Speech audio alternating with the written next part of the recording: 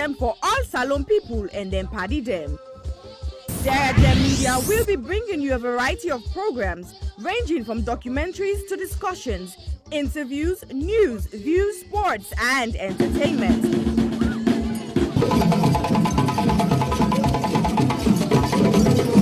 Our programs will contain matters on development, governance, the economy, and issues that are of importance to Sierra Leone.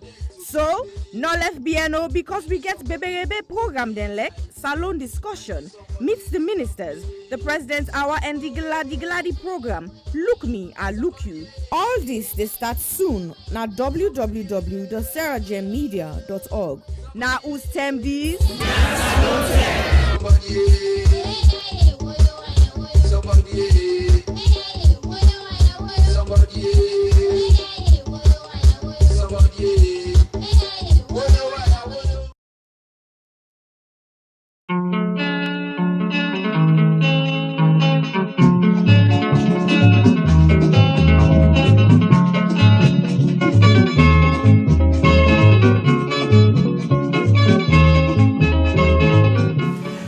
As we talk about burning issues ranging from politics to the economy, culture to sport, education to entertainment, corruption to the environment, we realize the Sierra Leone story is far from finished.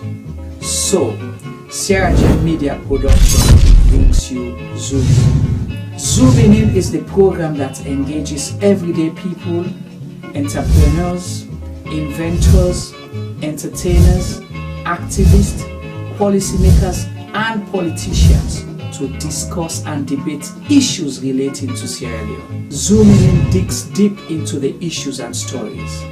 Zooming In ensures the debate is pushed to another level. Zooming In asks those questions that has never been asked before. So, join us, host Chumaba.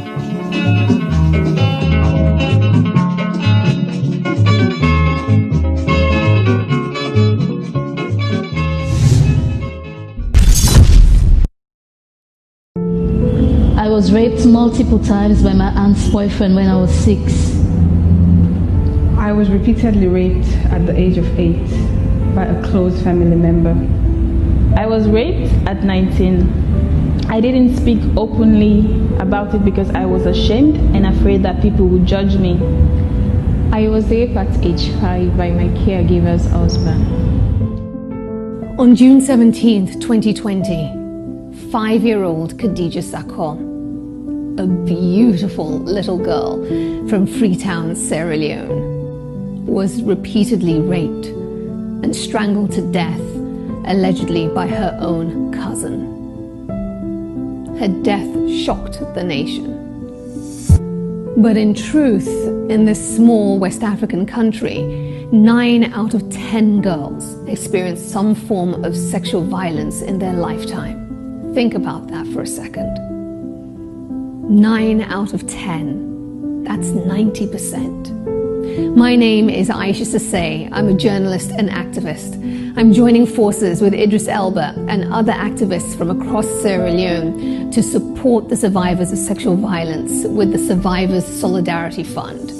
Please consider donating whatever you can afford. All monies raised will go to 4 local organizations currently providing free medical and legal services to survivors. 5-year-old Khadija lost her life to sexual violence. That same threat remains for millions of others. So this is also a call for you to use your voice, your power, to draw attention to an enduring culture of rape. Together, we must end it now. My name is Aisha Sase. I am Khadija Sakho. I am Khadija Sakho. I am Khadija Sakho. I am Khadija Sakho. I am Khadija Sakho. We are Khadija Sakho. We are all Khadija Sakho.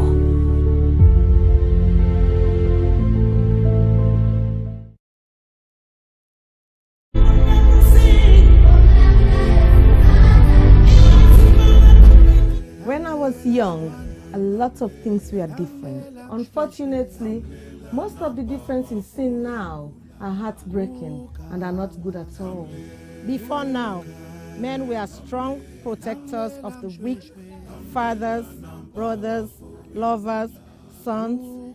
Their mere presence guaranteed the safety of women and children. But what do we do now? Men harassing and raping women. Men sexually abuse little girls. Men battering and killing their wives. Any form of sexual assault, be it rape, sexual abuse, or pedophilia, is a killer to human self-esteem. Women should stop dying in silence. Speak now.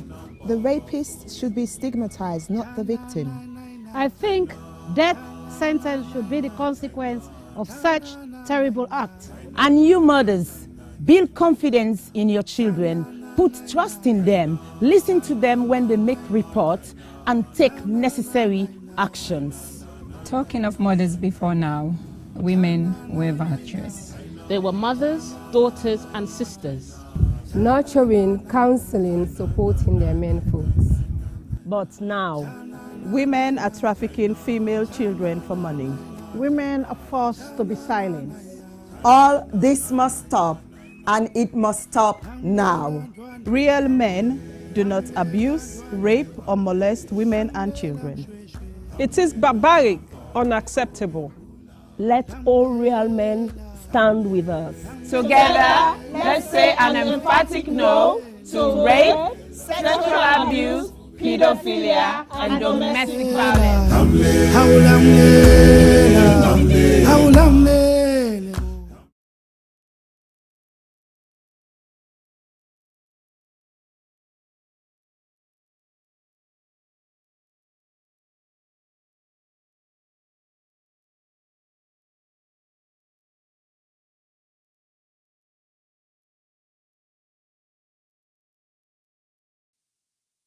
Silverstone Beats.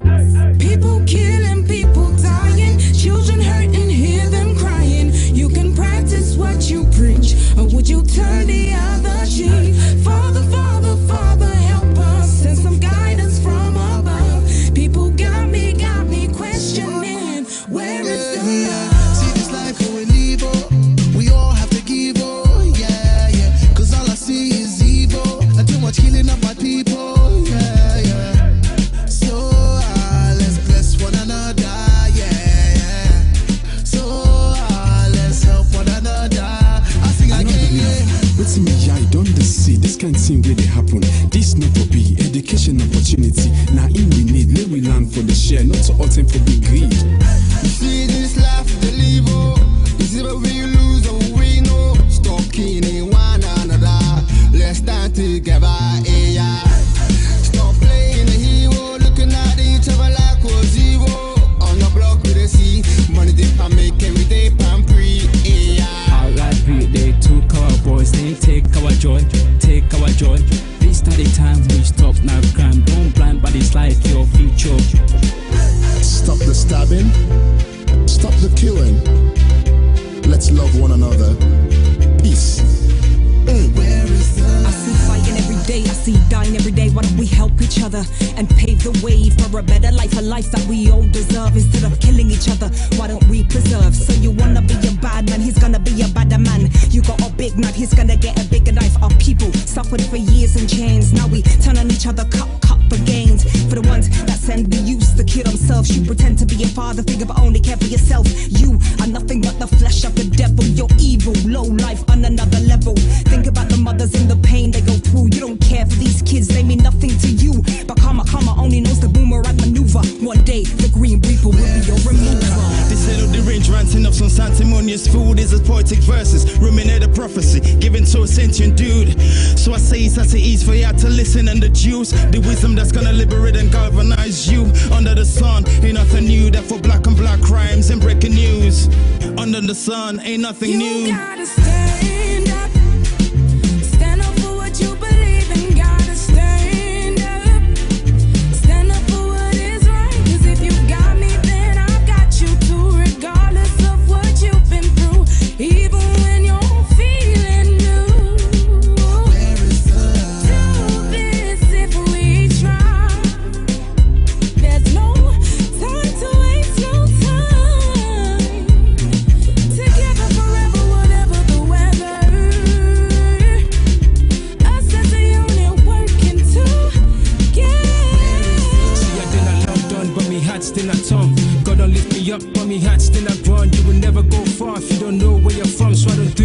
myself, I'ma do it for the young. Plead to my brothers, let's do it for the youngers. Why spend a bag on a jumper? Back where you're from, people dying with hunger. With people that they suffer. You then I you the bluff, it's copper. You're the game, need for change. Let we not get up.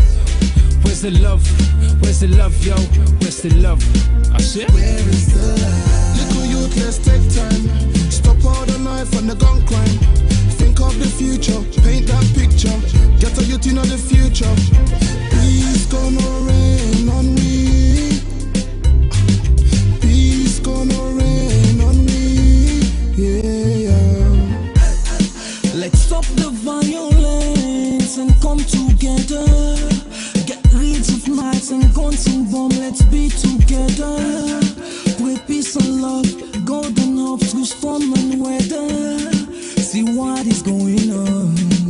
Where is love? Tell me, how do you feel when you see your brothers and sisters lying down the street helplessly? And what will you do if you die today and find yourself in hell? I want to ask you this. Look inside your eyes and answer me with all the truth. Where you get whose side the love they when I left. Boku man them get nef. If you live by the nef, you go suffer. You know get sense, you know sabi say nef not for butter. Stabbing guys, yeah that's uncool. When it comes to knives, yeah I'm anti. What happened to fighting guys with your hands, G? When you stab a man, it's not one man you stab. Just remember that you stab a whole family. People killing, people dying, children hurt and hear them crying. You can practice what you preach, or you will turn the other cheek. Father, Father, Father, help us, send some guidance from above. People got me questioning, where is the love? Where is the love? Where is the love? Where is the love? The love, the love. Where is the love? Where is the love? Where is the love? The love, the love.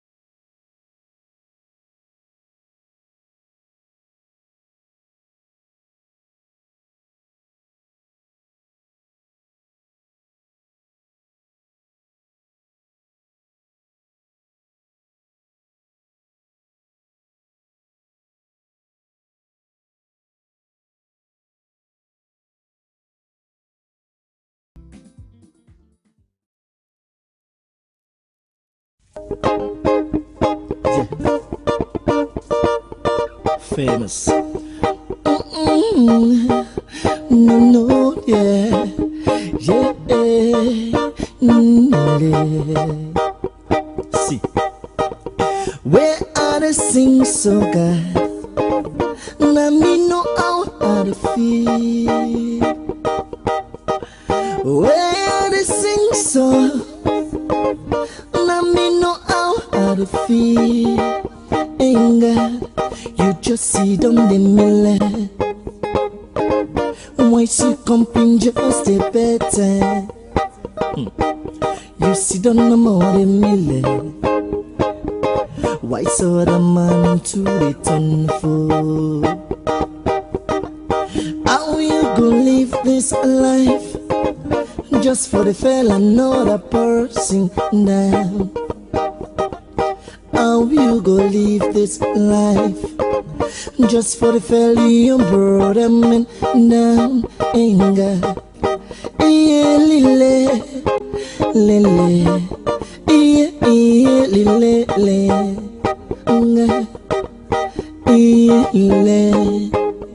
See, oh God, this thinking make I wonder why me no for carry gold. Hey God, this thinking make I wonder why me no go get yo. Hey, this thinking make I wonder why me no go get sense. And God, this thinking make I wonder why me when you know say some man them get sour, them get sour right here round them ways. Oh God, some man them get smelly, them get to where you no go know. Famous. I don't know who I have forgot. Now this wall we're full of wickedness. Yes. I don't look left and I don't look right, but grandma can tell me say some problem can now for look under your foot, look under your foot. Look under your foot, mama, look under your foot. Now for look under your foot. Look under your foot, yeah. Look under your foot, mama, look under your foot. Ah. Oh God, this thinking make I wonder why me no for carry gold. Hey God, this thinking make I wonder why me no go get yo. Hey. This thinking make I wonder why me no go get shit. And God, this thinking make I wonder why me when you know say some of them get similar, them get to right here on their ways. Oh God, some of them get tight, them get severe. We no go know. Hey, famous.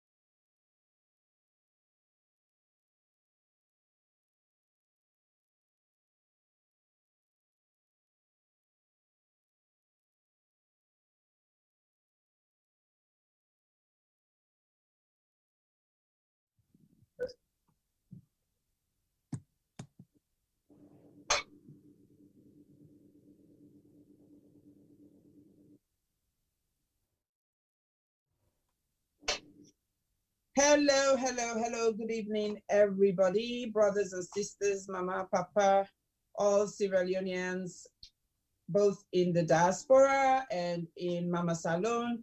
Good evening. This is Isata Sisejalo of the Health Show, live on Sierra Gem Media.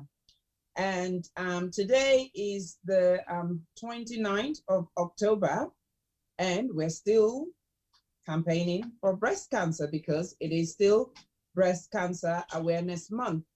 So if you've been following us for the past few weeks, we don't talk about the ABC of breast cancer. Then I tell people them within a breast cancer itself, how it start, how you can get them, and some of the things where you could do for try for avoid them as much as possible. Then we move on to the signs and symptoms of breast cancer, some of the things where you go to look out for and where you pick them up, who side for go and who side not for go, and how waiting for do about them. Then we also talk about people them where don't already suffer from breast cancer. So we talk to a survivor where share his story, which was quite emotional and very, very much eye-opening last week. And through all of this, we don't talk about the services, who side for go, how for go day, and so on and so forth.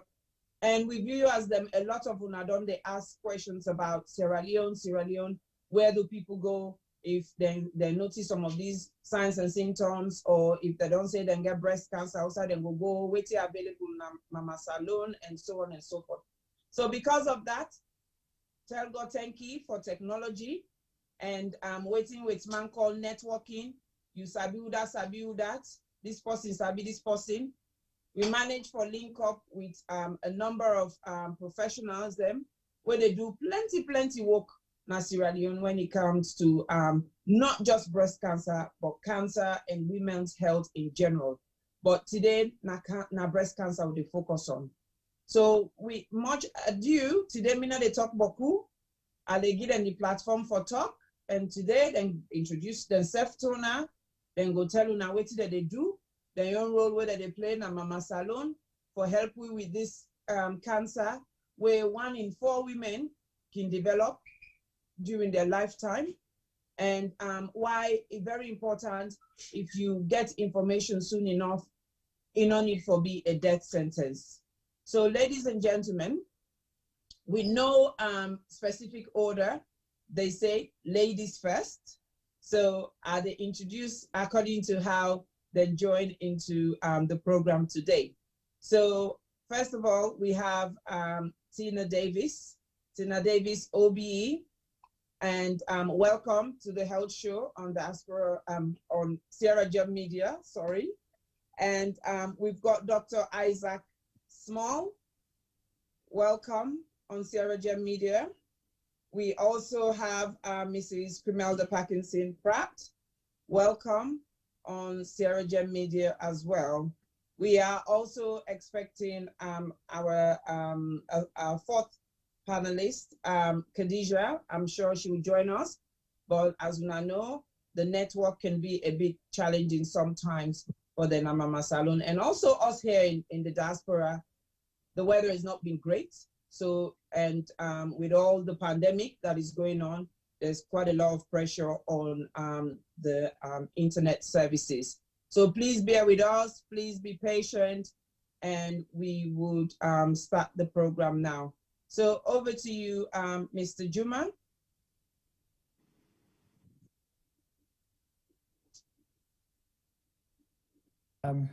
Hello, Isata. Thank you so much, and welcome our guests.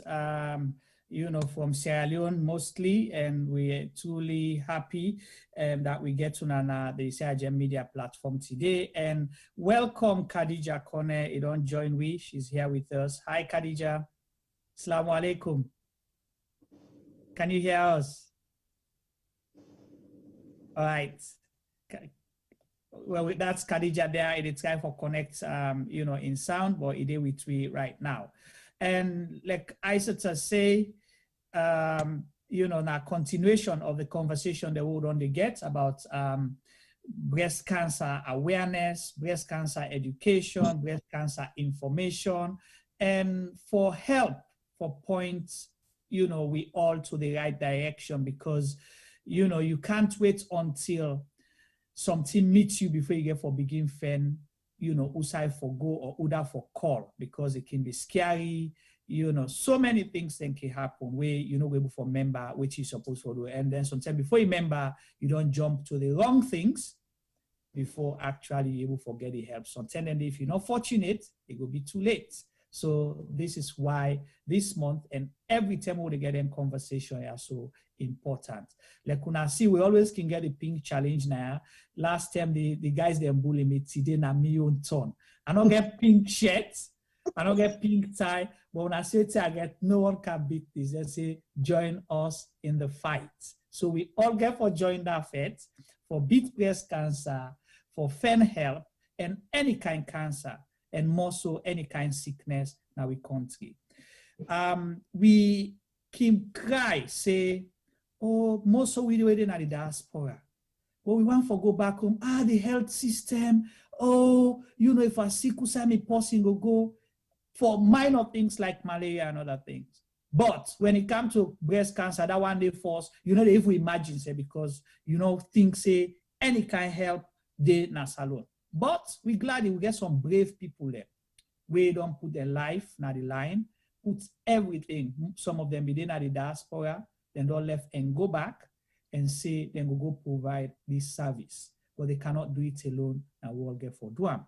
So like how been starts, we know we talk about today we base are mostly on the services they're within a salon and the non-profit organization them, as well as medical practitioners, they really do their own for make sure say we get help until the big help come. We're not get for sit down because sickness in a way to say medicine come before you begin sick, you know. So now you get for begin do something, make do with what you have. That's what we have here. So we have Tina Davis, OB, and of course for some of Una way possibly no Tina getting OBE based on in sacrifices for help na salon during Ebola. Thank you so much, Tina, for that sacrifice. And I think today with the Well Woman Clinic. So we'll start with let him tell we small about INSEF and the Well Woman Clinic, whose kind of service then they provide. Then we'll go just like how Isata say in order of how they join the group today. Go ahead, Tina. And welcome to Sierra Gem Media. Thank you. Good evening, listeners. Good evening, everybody. I'm Tina Davis, OBE, and I'm a health professional and actually a breast care specialist nurse. I trained in the UK and worked in North London breast screening for quite some time. And I don't do the surgical aspect as well of breast cancer. And from Well Woman Clinic, we do a wide range of stuff. Well Woman Clinic done there for 15 years now. They provide advocacy, awareness, screening, and we don't evolve into other areas than where we never did before. But Well Woman Clinic in general isn't just breast we do. We do women reproductive health. That's why I'm the reproductive health advisor at Well Woman Clinic. Then when we get Bel-Air, we go for the antenatal clinic. When we get in scans, we don't get a project with us. When a free scan that they get, because we always sort of cater for underprivileged women. So they get free scan because we do know, say, maternal mortality, now one of the big things that's we try to reduce. So the clinic, they complement government efforts and for support for reduced the maternal mortality in Sierra Leone.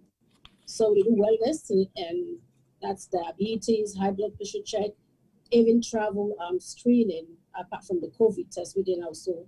So there is a lot we do. So the Well Woman Clinic is like a one-stop shop. You go there, you get to do everything where you need to do. Maybe a few days where you get to do somewhere else, but we always follow through and make sure so you come back, follow complete whatever screening or examination you come for. Thank you. All right, thank you so much, Tina, for that brief introduction. Unawe, Santona don't the name Well Woman Clinic. Tina is part of that team. So we will go to Dr. Small. Dr. Small in there with Connaught Hospital. So we go allow them because you don't title them big, so me I not even sabi call them for self. So I therefore allow them introduce himself. Welcome, Dr. Small, to Sierra Leone Media, and we appreciate you take time off for come because it's not easy. You know, we sometimes in the one man gang in a salon, you know, I get for be the doctor, I get for be the cleaner at the same time. It can be challenging. Over to you, sir. Dr. Small. Good evening, listeners. Yes, good evening, listeners. Good evening, everybody. Me, Dr. Isaac Small. Me, a surgical oncologist based in Connaught Hospital. Received me primary training in medicine in Sierra Leone, and then I moved to Nigeria from 2012 to 2017.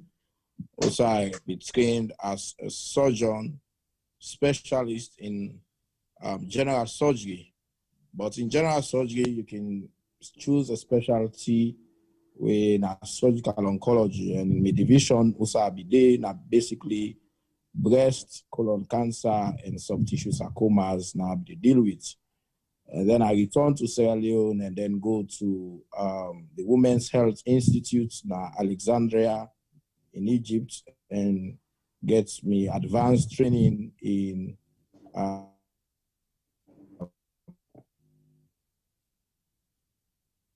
well, we did get Dr. Small and again for BRW, like we I said have been saying earlier.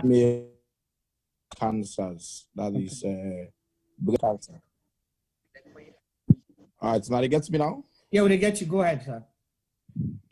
Yes, and then so I trained in the Women's Health Institute in Alexandria. So I get advanced training in female cancers, breast, ovarian, cervical cancer, and endometrial cancer.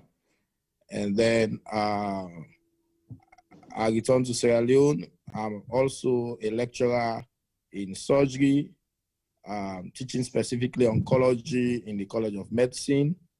And then I host a cancer clinic. I'm at the head of the division of breast and oncology in Connaught Hospital. This is a division where me and one of my colleagues, Dede, we two, they manage most of the patients then with cancers, not only breast cancer, but every other cancer, including even the medical oncology cases. I also they do a PhD in global health research at King's College London. So some time ago, I be there UK with Usamit Aisata and other people that were interested in supporting surgical oncological services in Sierra Leone. So that's me. We will discuss much more about the clinic.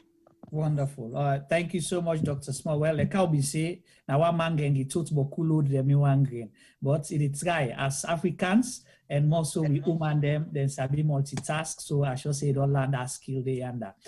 We'll go to Mrs. Crimelda Parkinson Pratt, where they would thinking pink. You know, and then say being a service provider and a salon. So we'll allow like do justice and introduce himself and introduce within then they do the activities that they carry. Go ahead.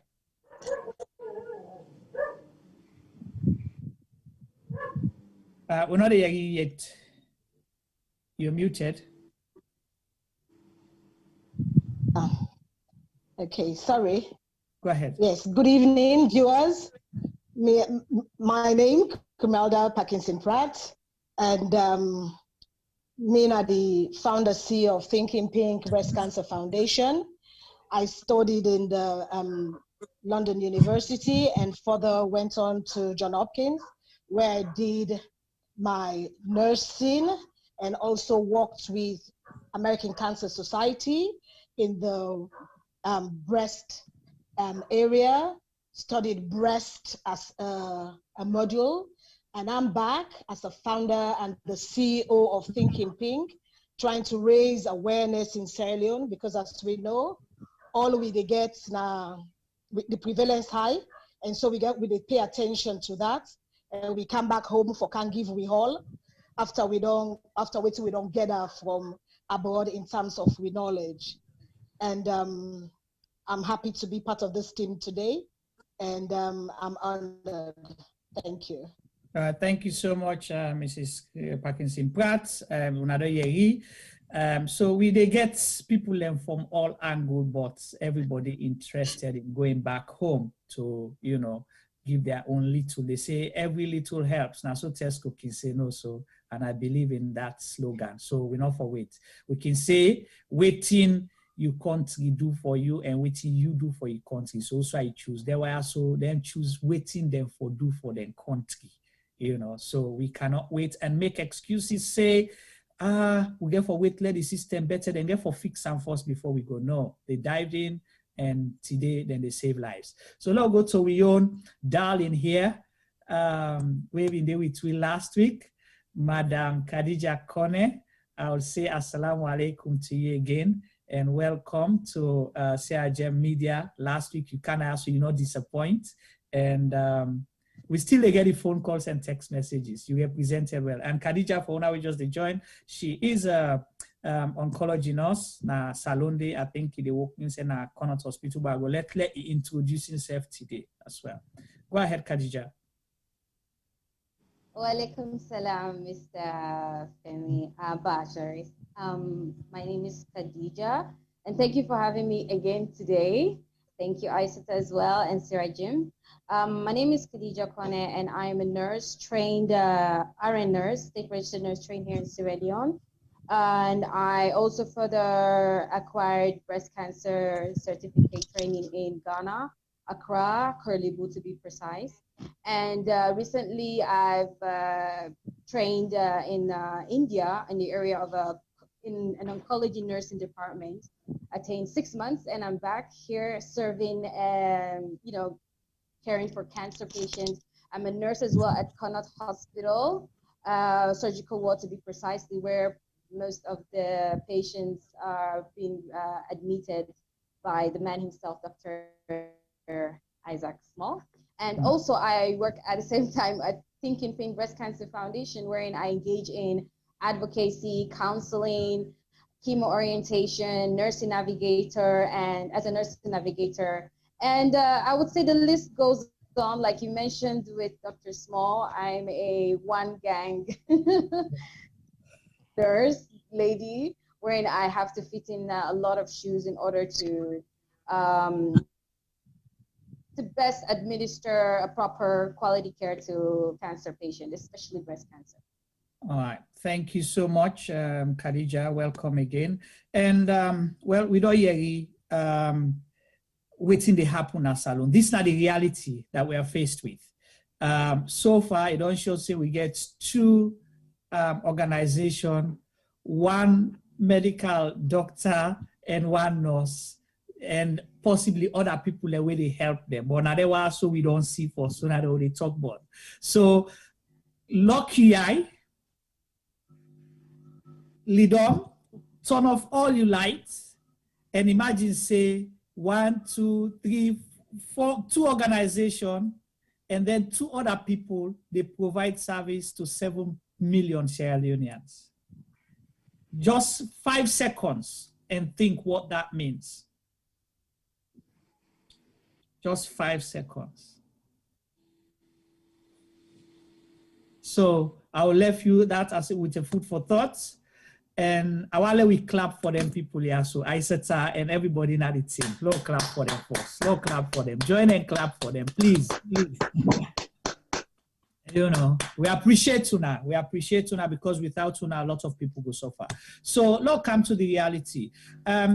Tina, I know say Unana 2 organizations and well Women Clinic. Is it government run? Is it individually run? Is it non-profit? What is it? And how they get first the money for able for providing service? Yeah, because we get for start. We can this one I'll get for left doctors. So I will start for Musa first person the worker go inside the domot, then say they reach to Dr. Small. But although I know for some they go to Dr. Small first before a route, but I just want to go through the process. Over to you, Tina. Okay, thank you, Mr. Barr. Well, Woman Clinic are a non-governmental and non-profit organization. So we get food funds then through raising funds, as we're doing this October month, and year in, year out. And the clinic, how it came about, because there's a family where we get breast cancer and they die of that. So some property they were left where most of the rent or the takings come towards the functioning of the clinic. But we don't get any government support at all when it comes to cancer, as opposed, unless we're doing COVID, we don't begin get support from government. There will be until later. But when it comes to the clinic itself, the breast clinic, we don't get any government support. All the support are from well-wishers, from people that way, they get families that don't be affected by breast cancer.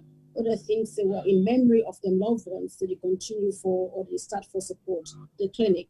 We get survivors then in other countries where they support the clinic as well, that they try for raise funds for it, and we get organizations them abroad where they raise funds for it. So now so we're able for run the clinic and pay staff and ensure say electricity there for do all the ultrasound at the clinic, and they're all manner of sweat to nonsense in the clinic. So basically now through well-wishers and the takings in the clinic, as much as we say it's non-profit making, but we take like registration, we pay for services, we can for cancer in the clinic, as much as it's a low-cost one, but then people they pay something for that. That's how they make money.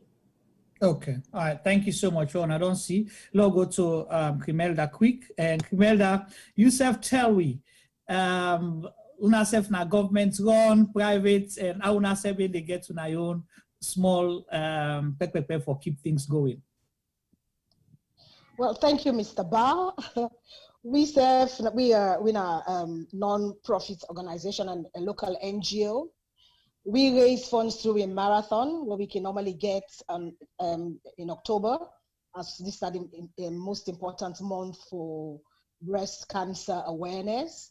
During the marathon, we will raise funds. After the marathon, being a member of UICC, we can also pay a lot of attention to World Cancer Day, because we're a full member of UICC, and during that time we can get a gala where we can also raise funds, and also well-wishers through donations, survivors. We get an organization in the US. Since I lived there and worked there on the professional level, we get an organization we can fund biannually, and these are all the funds so we go able for pay we rent, maintain staff, run the programs, support. Sometimes we even have to support most of the time. That's how I even got to meet ICETA. Therefore, support patients, because some of them are so financially challenged, you know. They're not even there for tell you, say they need, you see them and you know they need. And so you go all out, talk to friends, talk to corporations, you know, to see if they can support them. So we are not funded by the government. It's privately funded, and we have to keep going because there is a need for us to keep going. Okay, thank you so much. Dr. Small, I come to you in a Connaught Hospital. So how you can maneuver, that's how I'm for understand, where you get them patient, then come in, you get for do that surgery, all of them things then they, or from walking into your clinic where sometimes they're not even aware of seeing a cancer first they get. So how do you maneuver? Is it through government or? Well, first of all, I want to commend the previous speakers, Tina and Crimelda. They are doing a wonderful job here in Sierra Leone, because I will tell you, say 90% of the cases of breast cancer we see at Connaught Hospital can usually don't go through one of them two organizations. Then either the patients don't go to Thinking Pink They don't do all the screening and evaluation, and sometimes they don't even get some cytological diagnosis before then they refer the patients to me or to the clinic generally. And also in the case of well woman clinic, the patients can don't do an ultrasound, they don't do a cytological evaluation of a lump, and before then they refer the patients to we. So that's a very much commendable, because with that initial work when they do, they can take at least up to 40% of the workload we are need. So most times the patients can already come to me with a diagnosis cytologically or histologically for say this patient in lump, not a cancerous lump. So I want to appreciate them for that. The second thing where I want for we understand is that Sierra Leone at present we not get a national cancer program. So in that slide, we not get any direct budget where governments don't put aside, or the Ministry of Health don't put aside for support cancer. Even though I will tell you, say cancer is not something where the awareness in terms of, to some extent, political commitment is really high at present, but we now reach that stage date. So it means that most of the patients where they can at hospital, then therefore spend their own money out of their pockets for their services. So the out-of-pocket expenditure for cancer in Sierra Leone or breast cancer in Sierra Leone is really high. Most of the patients then therefore support themselves. Although a large, some percentage of these patients, like how Kimalda don't say, now that them patients and when they can go now either well woman or thinking pink, and we don't really see say they don't really see say they really need help and they're not going to afford the care. The organizations then can actually come on board and then seek support from some people or some charity groups them where they go support the care of that patient's day. But generally at Connors Hospital, we are working on the government's own operational system within the hospital, meaning that when patients then come, we get cancer or breast cancer, they get for pay for the services from registration down to consultation, then up to if they get for get surgery, and then even if they get for procure their medications for chemotherapy, they get for go buy the medications then for themselves, except otherwise, if the organizations that were mentioned, Thinking Pink or Well Woman, they're able for secure funds from well-wishers, then they can able to support them patients. So basically, we know they handle funds now with clinic. We just operate under the main operating system for every other patient where the hospital puts in place for patients in generally. Okay. Well, thank you so much. I will left Khadija for now since last week you've been there last week, giving your experience. I will come to him back just now. Let's come to ISATA quick, because today we treat yourself as a service provider, because I know say you the link na salon, and so tell me how you serve, because the reason why this is important, we don't see the one that we base na salon waiting and they do. And now it's time to appeal to our diaspora people and people within a salon, so you can step in, because if one sit down full and full foot, then two organizations, yeah, no matter how they want for help, if they don't have the resources to do it, they will not be able to do so. Because imagine now we desensitize people, say, go check, then they get 500 people walked into their door. They not get the staff, they not get the things them for check. Wait, how you go able for handle that? The law say half of, we'll then go and find 50 people, we then go for send, refer to Dr. Small. How Dr. Small go handle them 50 people in there?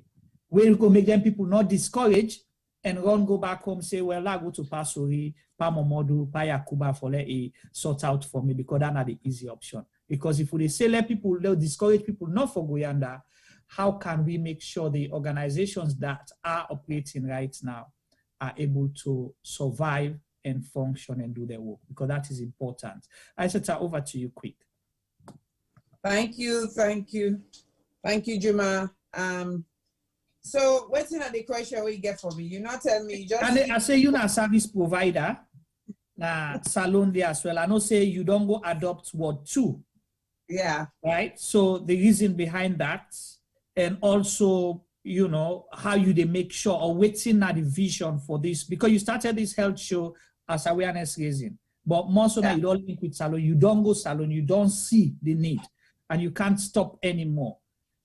How people for join you for help the one they're within a salon? That's what I'm asking. Okay. Hello, can you hear me? Yes, go ahead. Yeah, so for the one that we just joined, Mina Aisita Sisejalo, the CEO and founder of the Health Show Partnership Program. My background na healthcare, being a nurse for many years, and spent most of my years in the Royal Marsden Hospital, which is the largest cancer hospital in Europe. Now there I do quite a number of studying about cancer, so cancer on a really broad perspective. So specialists in all the different cancers, and which is over 200 types of cancers that are being diagnosed. And so cancer has always been my passion.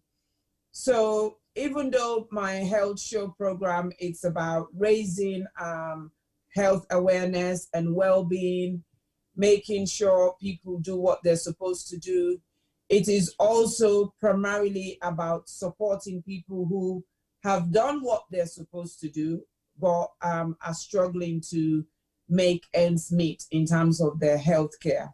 So that is also the vision and mission of the Health Show Partnership Program.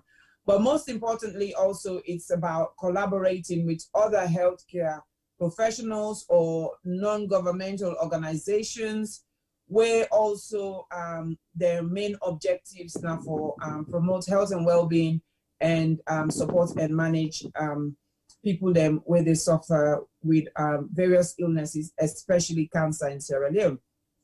Now, for me, when I start this and going on, because I don't talk a lot about cancer, people them anytime they get a video where they go around on social media, we get for do with cancer or fundraising in Sierra Leone, people then they can send them to me. So that is how I got involved. I got involved with Thinking Pink with a fundraise for a young gentleman, a university student, very promising, can develop sarcoma, and then, you know, needed surgery and needed quite a lot of care that is not available in Sierra Leone.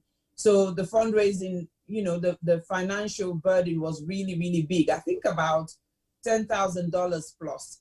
So that is how I met Crimelda, because they be the champion this, even though their breast cancer foundation, she got involved in this.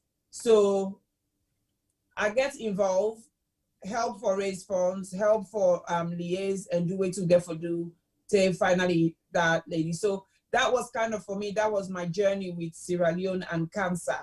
That is how I begin for take notice of waiting they happen about cancer in Sierra Leone.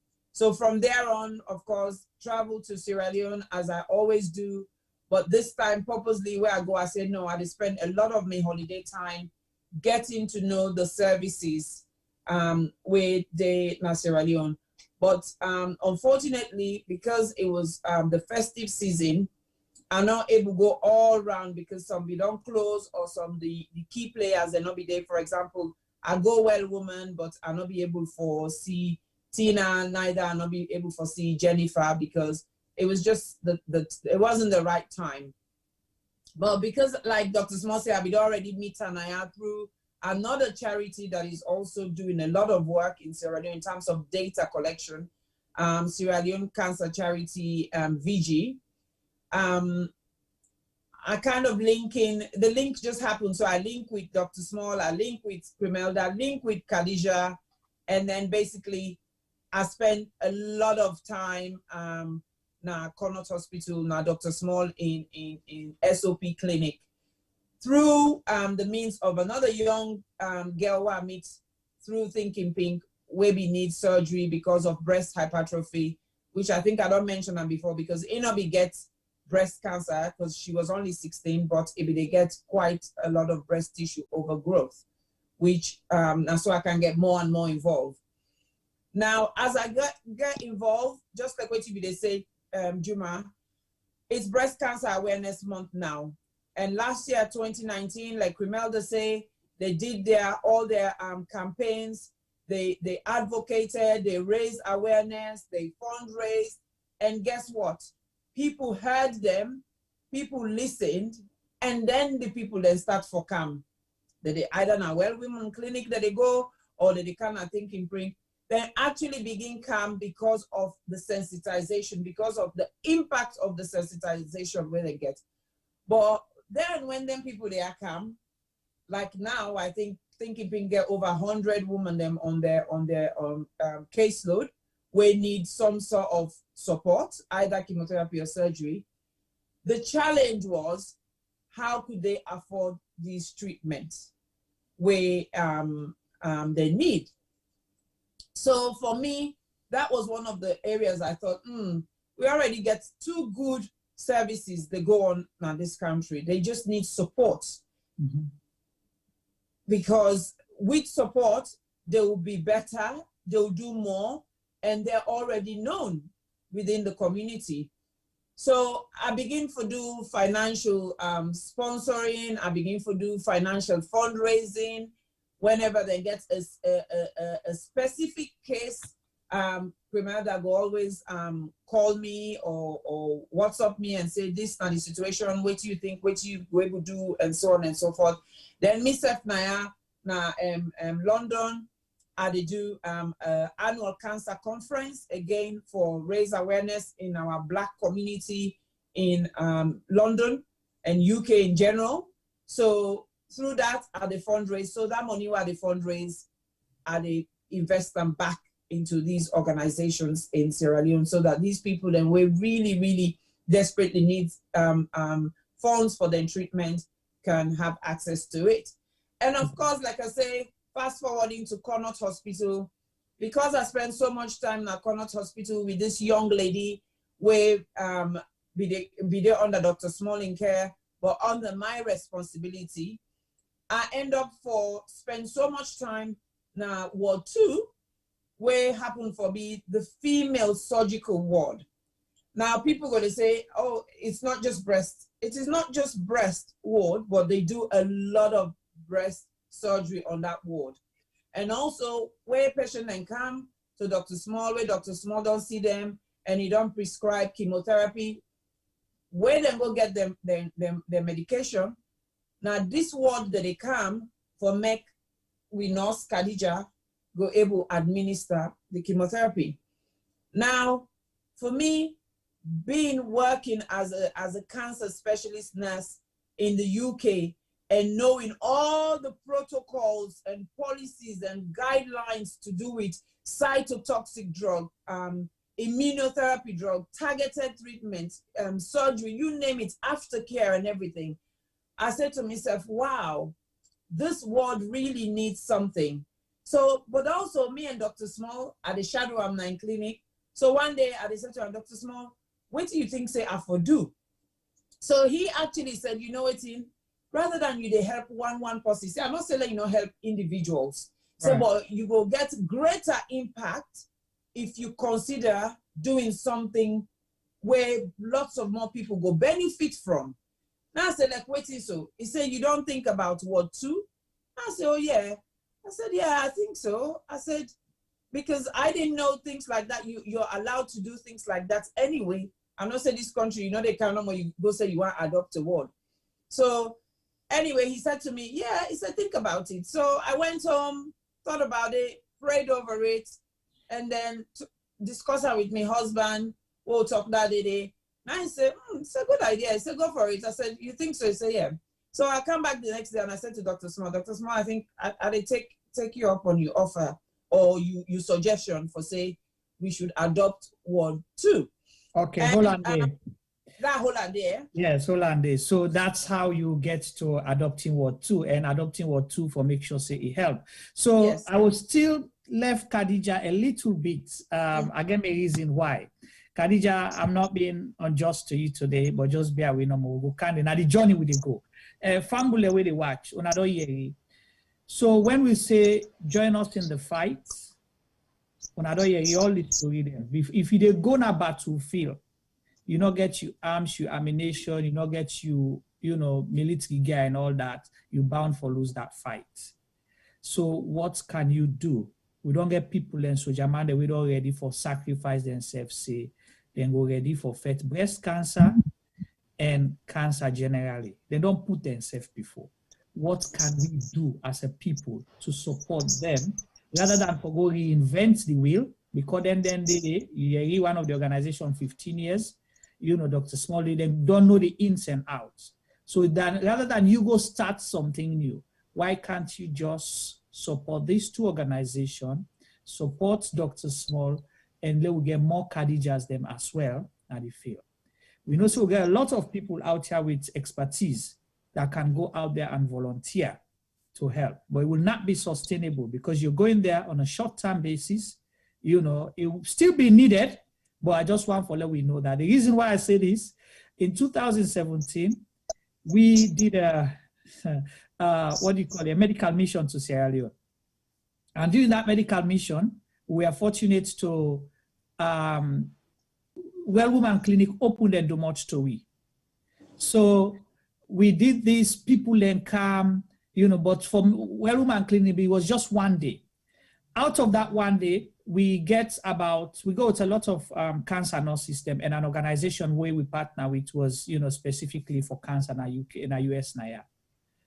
We noticed just on that day, over 10 patients them, we really don't do now the advanced stages where possibly go need surgery and stuff like that. And we did few hours. So the regret where I can't with. Now we don't left burden with Well Women Clinic. What's going to happen? We don't expose them people. I don't bring them Canada do much. But what if Well Woman Clinic not gets the money, the resources for help them people here? Because not to just the surgery they go need. The aftercare and every other thing. And their social care as well. Because that's another thing as well we'll get for consider. Because sometimes if they go to Dr. Small, not to just surgery, no more they do. So they get for buy baby food safe for one of the comrades they don't picking them. So these are the realities in Sierra Leone. Tina, I'll start with you as well, then I'll come to Cremelda. If you are to get help right now as an organization and clinic, what would be the first 2 or 3 things that you think Well Woman Clinic need for help for the survive, for the manage? Thank you. The first thing where we so in dire need of a mammogram. We don't have time for raise fund for a mammogram. We get one before we don't pull because mammogram expensive. And when we in a charity organization, non-profiting, we therefore refer people the other side for go do the mammogram. When we can get money, it's difficult. If we get a mammogram, we can do free mammogram for the umayaso and help them through their journey. Medication, another aspect than it, because the chemo is already available as Isita mentioned, what we continuously do right now. We don't go out of waiting the screening and all of that. We just support women, the psychosocial support, in the sense that some of them they rent safe and not able to forget. We pay rent for them, nutritional needs, and we ensure so they get nutritional foods, And as for the surgery, we pay for the surgery. Tamoxifen, we end up for paying for tamoxifen as well. And this was also like a one-off thing, like a continuous thing. How do they support, for able to look after them so they can fully those. And we look after underprivileged women mainly. Women that come for very low income. When most of them, when they come in the clinic, you tell them, say, oh, we think it's a cancer. If that woman, they even get 1 million euros, that's the maximum what they will get. They get 3 picking them. Then priority now for look after their kids. Priority is for what pay for treatment. So now it looks like, okay, we roll now for help for save lives. And we always know, say, early diagnosis, better prognosis. So we did take up, we set a support them as a food and journey for make sure that they get good experience. Now, only through that way, a whole lot of other women that will come up for access with services. And when I say with services, not necessarily means that we're women's services, but the healthcare or the breast services that are available in the country. Another thing we're going to look at is that Freetown is not Sierra Leone. And the services the both organizations provide, not just Western area, although we can do outreaches before. But we'll let for see, usai, umandenabo, you get breast problem in order for all in a Freetown for kind of a woman clinic. Unless if I specialize one about at least I'm going for that basic care, that basic diagnostics to them, let them know what's in the bone, that we can come and follow through the others. So now the major thing that they would look at, mammogram, how we support the woman psychosocially in terms of the rent, the nutrition, the surgery, because we end up do all of this for the woman.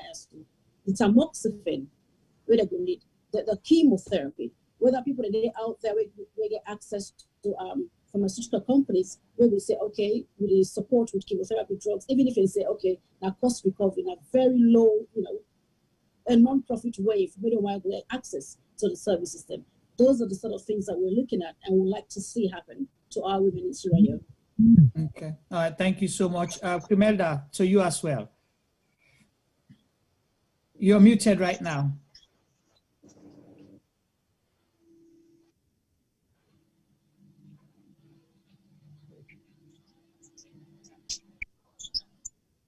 We'll struggle for you a little bit. I don't know if you change your mic setting. Okay. Yeah, go ahead. Yes. Good. For Thinking Pink, we go like for raise the level of awareness because it starts from the awareness.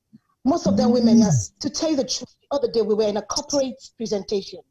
Some of these young ladies are telling me they do not know what breast cancer is. Now the first and this and the year it is always we inform them so about.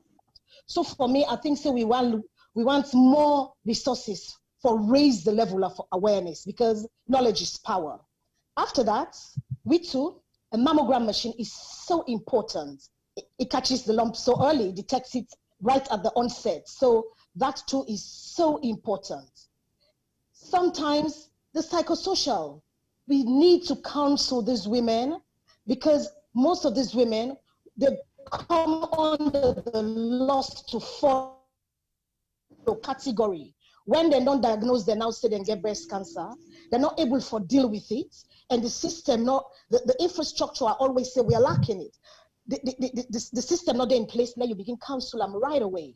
So we think it happen, especially then when we can come up country. Then they see them again. The next time when you call, you keep calling their line and calling their line. They're not they pick up. When they finally pick up, they tell you say you don't die. So I think say with psychosocial network very strong. Then another thing where I have paid a lot of attention to is transportation to and from surgery and clinic. Take for example, you don't go through let's say mastectomy. It's burdensome. Then some tell and then you get, you get for comfort for poda, so it go nice. Because when I went to Mauritius, now that I noticed, then get transportation to and from surgery for them when we don't go through, especially mastectomy patients then, and of course, we just have to, I'm praying for the political will, as well, because with that, we go able to forget the cancer policy, wherefore they in place, the national cancer policy. It is so important, we need them. And when do we need it? It's now. So these are the things we would like for categorize, starting with the awareness. Okay, thank you so much. Let's just jump to Dr. Small quick. Dr. Small, so let's talk about the clinic proper now. So you give me a picture and tell what you think it will make you work easy and this one man gang business no more you. Because if you pack the load for you tomorrow, she said will collapse. Well, I thank the two previous speakers because they all highlight a lot of the needs in Sierra Leone. But I will tell you, say, the current situation is really difficult. And if we say we highlight all the needs, I think we will just say we need everything so far you think about in terms of having a modern setup for cancer care. All right, but I just highlight the key areas that we me directly involved in, because as I highlight in the initial statements, most of the patients, and by the time they come to me, they don't get the some form of diagnosis. So me, the more at the treatment arm, all right, or probably staging and then treatment and then follow-up arm. Currently, in terms of even the diagnosis, we not get a lot of clinics, a lot of laboratory services within the country where they help with specifically in diagnosing breast cancer. For example, the one that we don't practice now modern settings, they don't say, apart from the ordinary histology, we go tell you say this now breast cancer. We get other things that we can want for look out for, things like which kind of receptors that they on the cancer, and also the markers of proliferation, the things that they, because all the one and they now they use for put together for decide on the level of treatment or the type of treatment where the patients they need at the end of the day. So in terms of diagnosis, we get challenges then they. In terms of staging, also challenges with respect to the different staging techniques. I will tell you, say, like in Sierra Leone, the only form of staging technique we'll get now just X-rays, and for few patients where they're able to afford, we can do CT scans. But of course, una within at the West, no say you can go beyond that in terms of staging the disease for let you know if the cancer don't spread to other areas of the body. So things like PET scans can be involved. You get the SPECT scans and other different forms of investigations we can use for stage. Treatment, of course, personnel we need. Although currently, I will tell you, say we get a lot more personnel the way they in training, and then we said they do we own on the job training, because the plan where we get now for expand cancer services. I don't want to be the only doctor where they do the surgery or where they take care of cancer patients. So which I don't do all this while now for engage other medical practitioners or other doctors we're interested in the field, and also be able to pass some of the skills to them so that they will be able to do some part of the work. And usai the necessary for I can come in that side. So we need a lot more personnel. As we know, Khadija are the only trained oncology nurse. 91 green able for the administer chemotherapy. So you get patients that will come up from all over the country, from McKinney, from Putloko, from Kenema. All of them, they come at different stages. Sometimes on Tuesdays, where they administer chemotherapy, where I can go do the ward rounds, Mr. can sorry for and pass with some other nurses then can come and assist them. And of course, some of the nurses they get myths about chemotherapy, then they fear the drugs them and all. So with all the myths and then we need for create the enabling environment for we able for administer the drugs to the patients. All right. So that is where why I engage ISATA on the Ward 2 issue, for we able for actually upgrade them to a proper oncology ward. So we will get all the required devices where we go able for administer chemotherapy in a safe and appropriate environment where the patient self where it done in chemotherapy, you know, will experience significant complications after the procedure.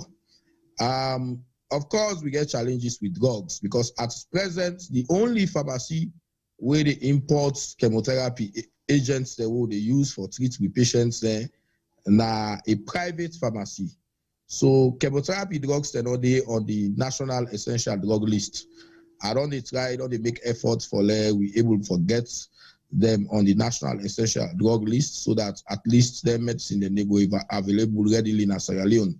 But at present, as Tina say, we not get them drugs then they readily, and the private institution or the private pharmacy where they be the medications then come. Sometimes they get very expensive and we not get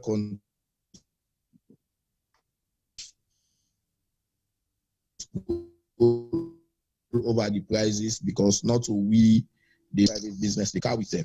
Of course, the truth is we're not able to administer the entire setup of treatments for cancer in Sierra Leone because if you want to get a full setup, at least you get a radiotherapy component attached to the oncology service. So we not get radiotherapy in Sierra Leone. So most of the patients that we can require radiotherapy for travel to other countries there. And as we know, Sierra Leone now a low-income country, a huge population, they will not get access to they not get money for able to afford for even feed them picking a let alone you tell the patient say if I can't fly to Ghana for buy tickets will cost like 6 to 7 million leons before I now for go pay for the radiotherapy where sometimes can cost something like between $5,000 to $8,000. You see, so that's a huge challenge for we also because in terms of the treatment, sometimes some of the patients then we can aware say they need radiotherapy but they're not able to afford such services. So if I continue for list the challenges and what we need, I mean I'll go on and on and on.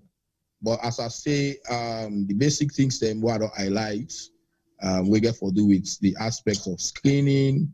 I mean, well woman, I think say with the request of well woman and thinking pink for the presence of mammogram within these facilities, it will make a lot of difference. And they see the effect, the impact of the ultrasound service where well woman they provide, and it's really helping a lot of patients there. All right. So if we're able to get a mammogram in place, we're able to set up the ward 2, we're able to provide some support to a lot of patients that we need care, and also it's in terms of the drugs, then the aspects of radiotherapy when are a much more something when require a huge investment. I believe say gradually the government instead will come on board for help the patients there. Okay. Thank you. Thank you so much, Dr. Small. Well, we can't paint that picture better than what they've done already. All them people here be equally for Sidomna UK, US, and make $120,000, $150,000 a year, but they sacrifice that for Go Salon. They sacrifice that. Dr. Small for they make 500,000, 700,000 a year if you been decide for relocate. Let's say, forget England and what let's say we go Dubai or stay in Egypt. If I make that money, they easily, but decide for Go Salon. Khadija for they make $150,000 a year. Simple. Possibly Tina and Crimelda for make equally the same or more based on the years of experience. But they sacrificed all that and went to Sierra Leone. We are crying for a mammogram, possibly will cost about $100,000. Government can able for buy 10 mammogram with $1 million. Easy. Government's not even get for pulling a government budget for buy them. Then can beg China for send with 10 mammogram as a, if they make them as priority. This not so the organizations that are tongue they talk. This is Jumaba's opinion. And it is possible. So no one no tell me say governments not get money for do so. We were then we can able for mobilize funds, just like we said the last time. And we they launch your own campaign soon, the 10 for 10 project in Khadija's name. Khadija, we did the last step. But based on which he explained, we vowed here that we're going to mobilize at least 10 nurses and throw a challenge, say by next year, will they celebrate, will they do this breast awareness month, we're able for at least buy 1 mammogram. That's the challenge, because one for sure government say it is possible. So it's not just talk, but action. So that we want to do in Khadija's name.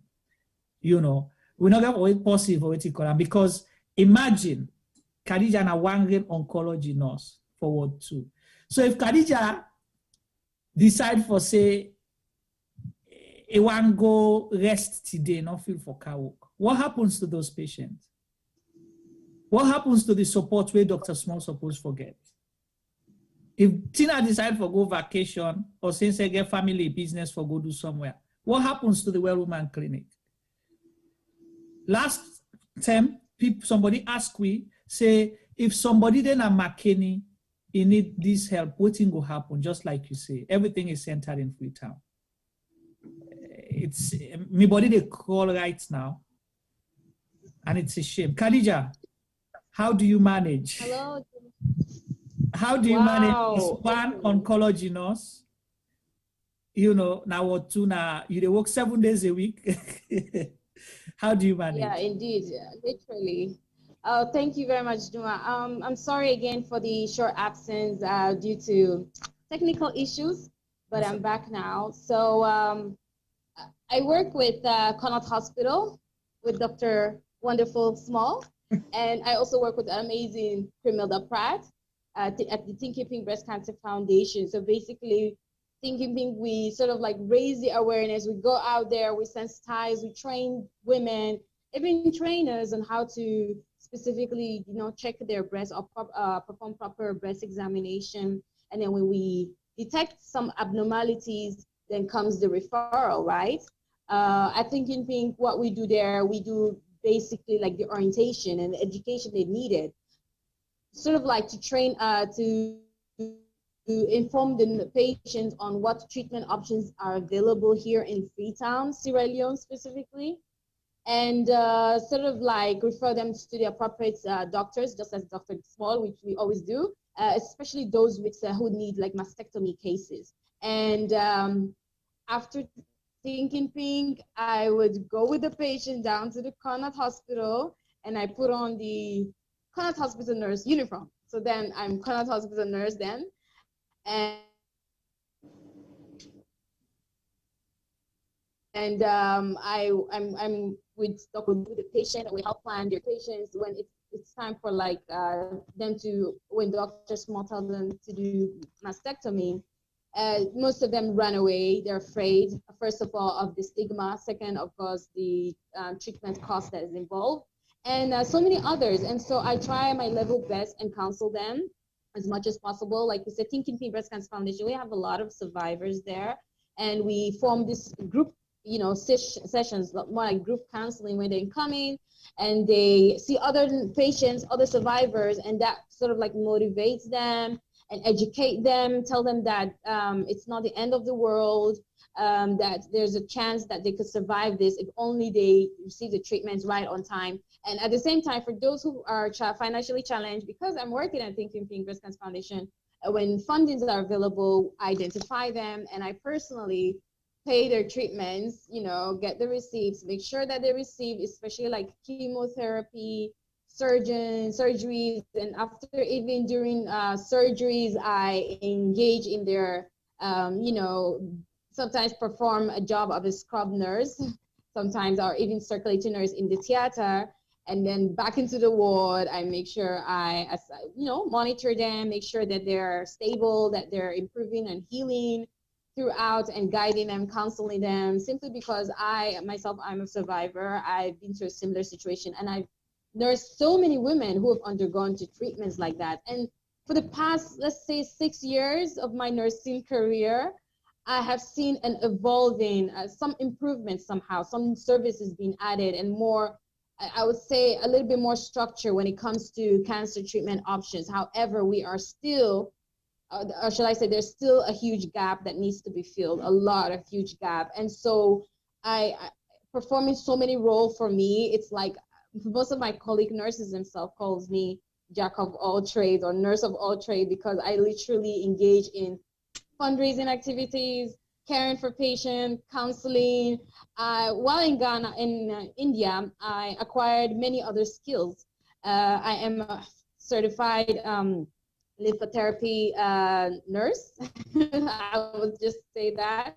And so that really has come as a bonus because cancer patients, majority of them, the complication they experience later in life or sometimes even immediately after surgery is lymphedema.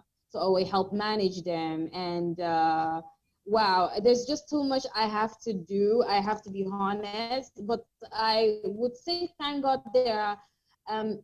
Oncology nurse is not an attractive field for many nurses, especially here in Sierra Leone, with the fact that handling chemotherapy drugs, these are cytotoxic drugs that would have an effect, sometimes really bad, such as in example, like infertility.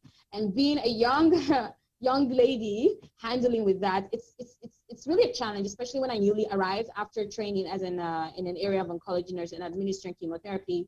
I am very aware of the risk, but again, with proper gear like the PPEs and the proper manner of handling these drugs, I will be able to administer them successfully and not be exposed, though there are other hazards, health risks. But again, it's I have to do it. We have to do it. And I have, there's also other nurse there by the name, she's actually a newly trained a staff nurse, actually RN nurse.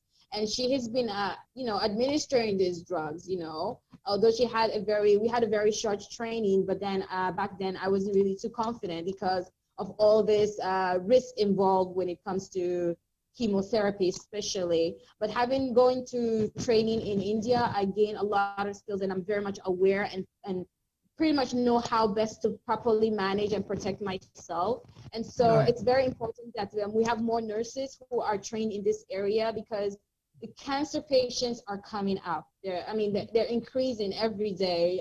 Every week in the cancer clinic, the numbers are huge. Many of them are coming forward now, especially because the awareness is out there. Right. I met a young lady before. She coming all the way in a village somewhere. I cannot really pronounce the village, but somewhere far with no electricity. And she had this tumor in the breast. And when we asked, how did you hear about Thinking Pink or Connor Hospital? And they said that I have a relative who just went on a holiday in their village and detected this and had to refer her. So it's very important that awareness needs to be reached out and wide in other provincial area because Freetown alone, I would say it's pretty much saturated, but it is not the entire Sierra Leone. Back to the area of nursing, you said that I don't know, the line was breaking up, but I heard that we're training of 10 more nurses in the area of oncology. I am super excited. I am really, really excited. That is amazing news. I have to be honest because initially there was none and I was so excited to fill in this position. But after now I am in this position, it is way harder than I think. One nurse cannot do it fully. And many nurses are sort of like scaring away from this position because they fear that of the risk involved. Okay. Thank you so much, Khadija. Thank you. I'll come back to you shortly. Okay. And Welcome. we don't hear everything, now it left we with more things for think about and let us know the gravity. So this na area for ourselves, not so we talk among our people that we did in our salon. T-Boy, please go to the chat group and see if we have any questions and then, Lord, we share with we guess them. So why should they do that? Are you ready, T-Boy? Okay, why would they get T-Boy for Cam? Let's go back to, are you there, T-Boy? Yeah, well, so where do we get? You're muted right now. Okay, go ahead. There is a lot of information happening so far on the line, but there was a specific lady that I was talking to earlier on a private message, and she was asking for a lot of information that is already on the chat line. So I prompt her to go on the chat line to see exactly what's going to happen and make you join the conversation and share in concern. Okay. I think some of in concern based on the fact that I don't know whether it would be appropriate for me to read in text or I want to know whether I can send in text to her directly. But on the previous conversation, we I guess with she has a lot of concern based on the fact that she wants to know her status because she's concerned about a few things that is happening to her that she's not sure about. Okay, so possibly I'll say if it's something that has to do with, you know, treatment or concern, I would say let you share with Aisata, then will pass them on to the appropriate team. Okay. I think that will make sense because I advised her for join the group, and basically she's online now, and I've seen her interaction and the concern that she was highlighting about some of the stuff that is happening. Okay, so people are just amazed about the fact that the services provided in Sierra Leone is so limited, and the amount of people that needed that service is vast. So they're really surprised and amazed at some of the things that they are hearing, even though they are not physically there to see some of this facts or evidence of what the panelists are saying, but they are still like shocked. So I would say it's been a shocking experience from last week with Khadija, and to hear this first account information of people who are actually providing the services in Sierra Leone, especially with Dr. Smalling, challenges the way it face in terms of the service they really provide, and it don't begin looking to other areas and for at least attracts more people for coming to the service, which is good because you cannot do it alone. And if not just you, not the only specialist, the pressure go there so much on you. You're not able to deliver all at the same time because you go for be now a bit biased at some point. We're not to your fault really, but you get for begin look at the cases the way they come in front of you, and you decide say, well, what is at stake here? Is it the life of this particular person or the treatment we have for them?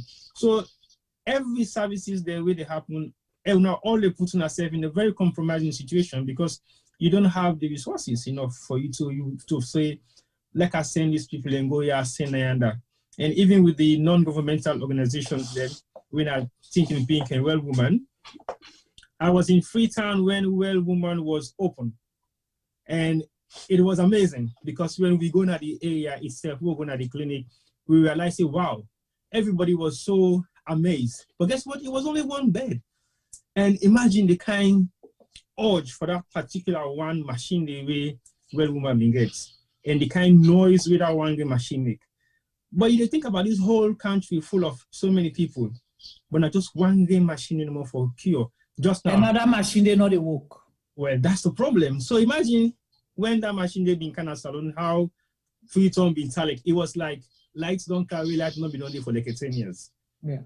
So now that the machinery work, it don't even go back to the extreme worst. So I really agree with Dr. Smalling. Takes he wants to actually push the World 2 project and make sure say other support network come around, other people that begin going to the practice for me to be able for actually service the people that really need the service.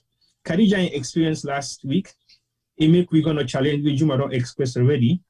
So Khadija not been able to actually raise the concern for say we do something in her honor.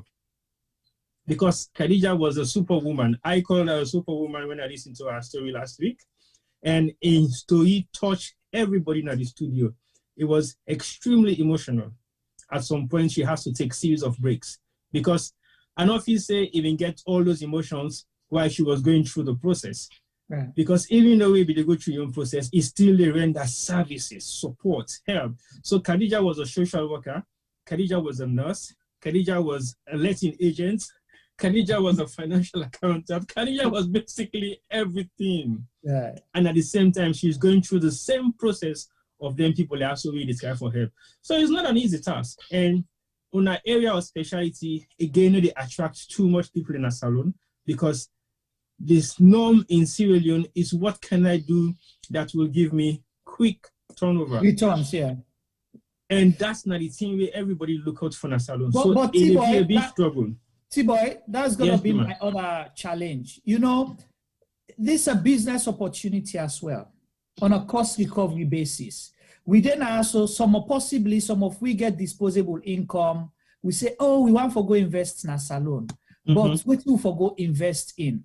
You know, imagine if we get 2 or 10 people will come together, say, let's put with $10,000, let's buy 1 mammogram, we listen to, you know, their non-profit organization, yeah, You understand? You achieve two things. You're able to recover your money, and you're able to do good to people where you go lead on and you bed, you sleep.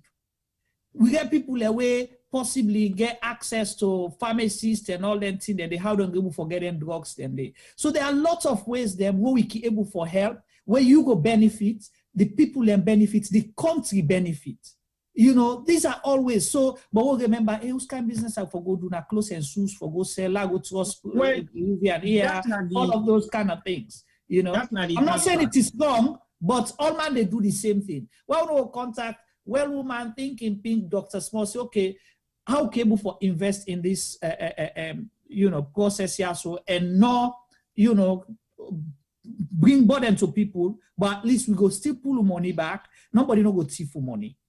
That's not the hard fact. The hard fact not the reality say I would say 60% of all Sierra Leoneans, both in the diaspora and Sierra Leone, they look for quick turnover. They want short-term investment. So they need to look at long-term investment or even mid-term investment because they realize it. Now look at the houses in the bill. 70% of the house built within Freetown have stores. They get shop. So basically that's the norm. But we need to see people and say, okay, look, can invest in hospitals. Let's invest, just like what they say. But it takes somebody with passion for do una kind job. With ISATA and una always figure under. So if we get triple of una same kind people with the same mindset, that can change. But it will not be an easy task because we as Sierra Leoneans then we they complain medical, but we need to do nothing for like a fit into the medical side and see what you capable for do for fix the problem. Right. But we they complain food, but they put with money in that food because we know for say they give you quick turnover. Okay. But also, Dr. Small, I like the fact say people will not get money for pay for some of their services there. Yeah. So when you look at even the investments we they go put into the NCND, that's what people might be thinking. Well, hold on a sec. But T-boy, I can challenge that. Let me tell you this. Because we're person sick. If it cost time for sell in last lapa, you understand? We don't see him. We mama then don't do him. He go mortgage everything where he gets for make sure say a fend well body.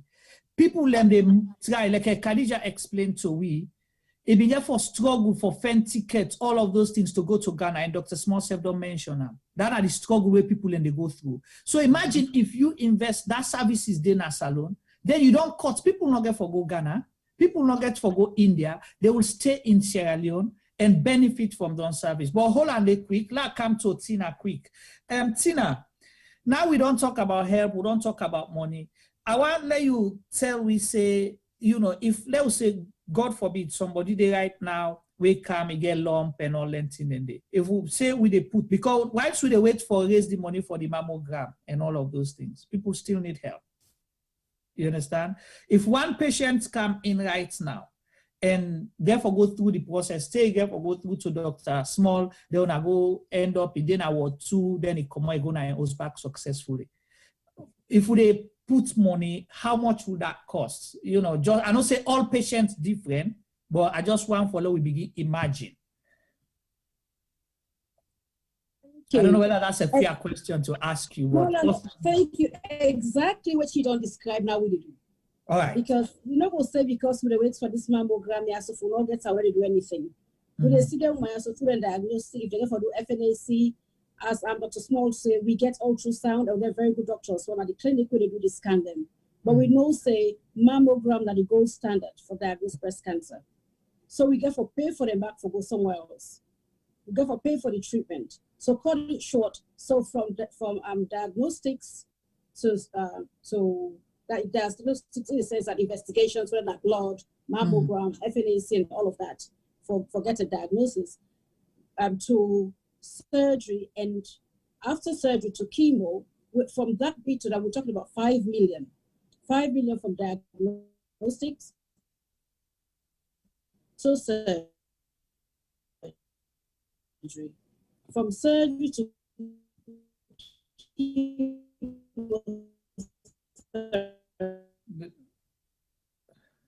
But the struggle with sound a little bit. So sorry. Yeah, we are 5 million for us. Yes, yes. So from diagnostic to surgery, like 5 million for the woman. Mm-hmm. There will come out surgery if they need chemo, which mostly they can need. About another 2 million for chemotherapy. Mm-hmm. So, and chemotherapy, then are just one cycle. You might need a minimum of 3 cycles, depending on the stage of the cancer. Mm-hmm. So, and the stage, as Dr. Small say, is that through X-rays or CT scans, you say, okay, the cancer, they look spread away. It's not like saying that you have an MRI or stuff like that. We actually get it exact. And the chemo gets there. So now this is specific chemo. Like what we say, that's one size fits all. For now, it's like one size fits all. Because it's not that specific to the woman, it's not tailor-made. But once it does service the way the woman, they get such a good journey from point one, like clockwork, from diagnosis to treatment to coming back for chemo. And, we know, yes, radiotherapy is another aspect there. But for not the radiotherapy is, which we hope for gets for a proper cancer unit. But from that diagnosis to chemotherapy, made a woman, they actually get a good journey. Because only then other women will come out. Because you get survivors when they tell their stories and how they go. Now that's make a lot of people come out. Most people think when you use a C word, like a death sentence. But there are a lot of people, younger people as well, even in the UK and other places, we know say the screening tried to be 50 to 70. Now they reduce them to 47 because they notice a younger woman that gets cancer. And for the one that we get family history, that's another thing because we're not a health seeking culture. People don't just stay down with kill it. Oh, but we don't more outside eye. So we know if there's a family history of breast cancer. So younger women, they come, they all get on. So how we will actually make the cancer service better for the women them and the 1% of men globally where they get breast cancer. So we're talking 5 million from diagnostics to surgery. Then from surgery now to chemotherapy, we're talking another, if it's 3 cycles, 2 million per cycle, that's another 6 million. So we're talking about 11 million. Almost somebody will afford it. All right. So we say between 10 to 15 million now able for GIDA post in the treatment, which is about $1,500 if we go by possibly market rates today. You understand? So imagine if you and you paddy them, knock chest, and say, okay, we know the hope say patients then go come, but well woman and thinking pink, we they send $1,500 to her. They are gonna keep this day just in case somebody come. You see how much help you don't give for ease the pressure on the 2 organizations, on Dr. Small, on Khadija, where then go direct other resources to other people. So there are a lot of ways we can help. You don't need to reach out to us directly. You can contact them directly if you get personal contact with them, or if you need for come, to we, you can contact Isata, and incurable for link with all them people in there. So there are lots of ways. Nothing say you can forget $100,000 for help now salon. $1,500 can save a life. Kimelda, is that the same? If I will ask about price time in terms of your own experience as well, or is it different?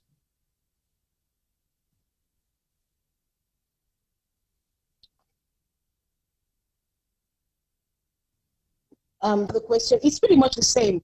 Describe about 5 cycles of the chemo, pre and post surgery, and per cycle is 1.5 million, which is $150. Yeah. And diagnosis to surgery is indeed, including the biopsy, is indeed like 5 million. Me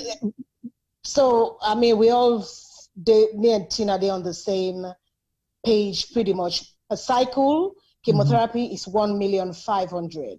Right. If that takes you to 5 cycles, yes, that would be like 6,500,000. So right. Yes. So say between 10 to 15 million, at least be able to forget, patients when they go through a process and come out and tell you thank you. You save that patient, you save in family, you save in community. Then you never know. And picking them and all of that. So that's how we can help. So but then we forget it's amoxicillin also. you know, where they get for continue with. That's not the cancer drug, you know, where they can get for continue with, you know, where normally they can take for the next three years of their life post-surgery. The last term for World Cancer Day, we had a good Samaritan walked into our clinic and gave us 12 boxes of tamoxifen, you know. We shared it with Connaught Hospital and with Well Woman. So almost the one and they cost. So almost that.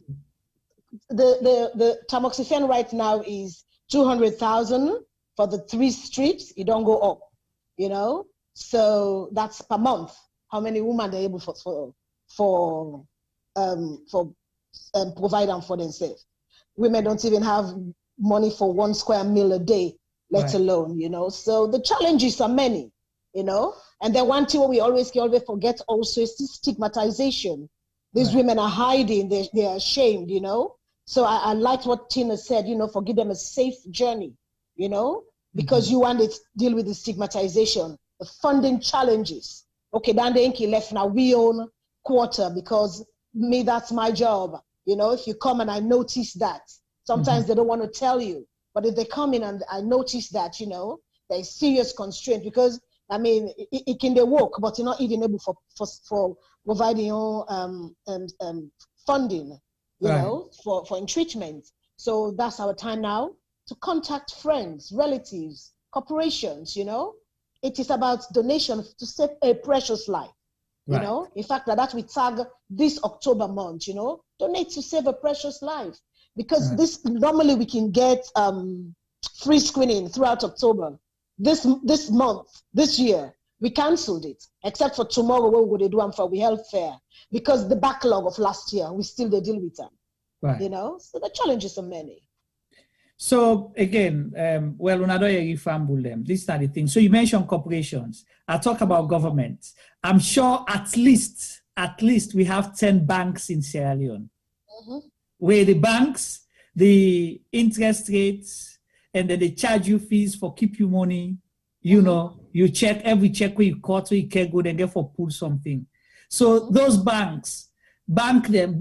Before I go donate to the football no more. Why would I not come all them 10 banks and each bank pull $10,000? You see how easy forget with mammogram machine the way they need? Not tongue. Where then go use that money for them they struggle for care go na EcoMed for pay for patients them, you know, exorbitant amount, then go use them for help the patient in another way. So how many banks do we have in Sierra Leone? How many construction companies do we have in Sierra Leone? What is happening to the corporate social responsibility? Yeah, we all want to see clock towers. We all want to see the bling bling things. It is important. You know, don't say we need nice place and all that. But what's with that when you have a dying nation? People away, you go able for help. We go in turn can help. They bank them. Do you have access for the coluna? We get for knock now and I do more there. Sometimes them get for rich. Femi, I think don't begin rich. Them will get for begin name and shame some people. And this is not by Bonnie Kali now. You know, because it's a serious problem. What do you have to say?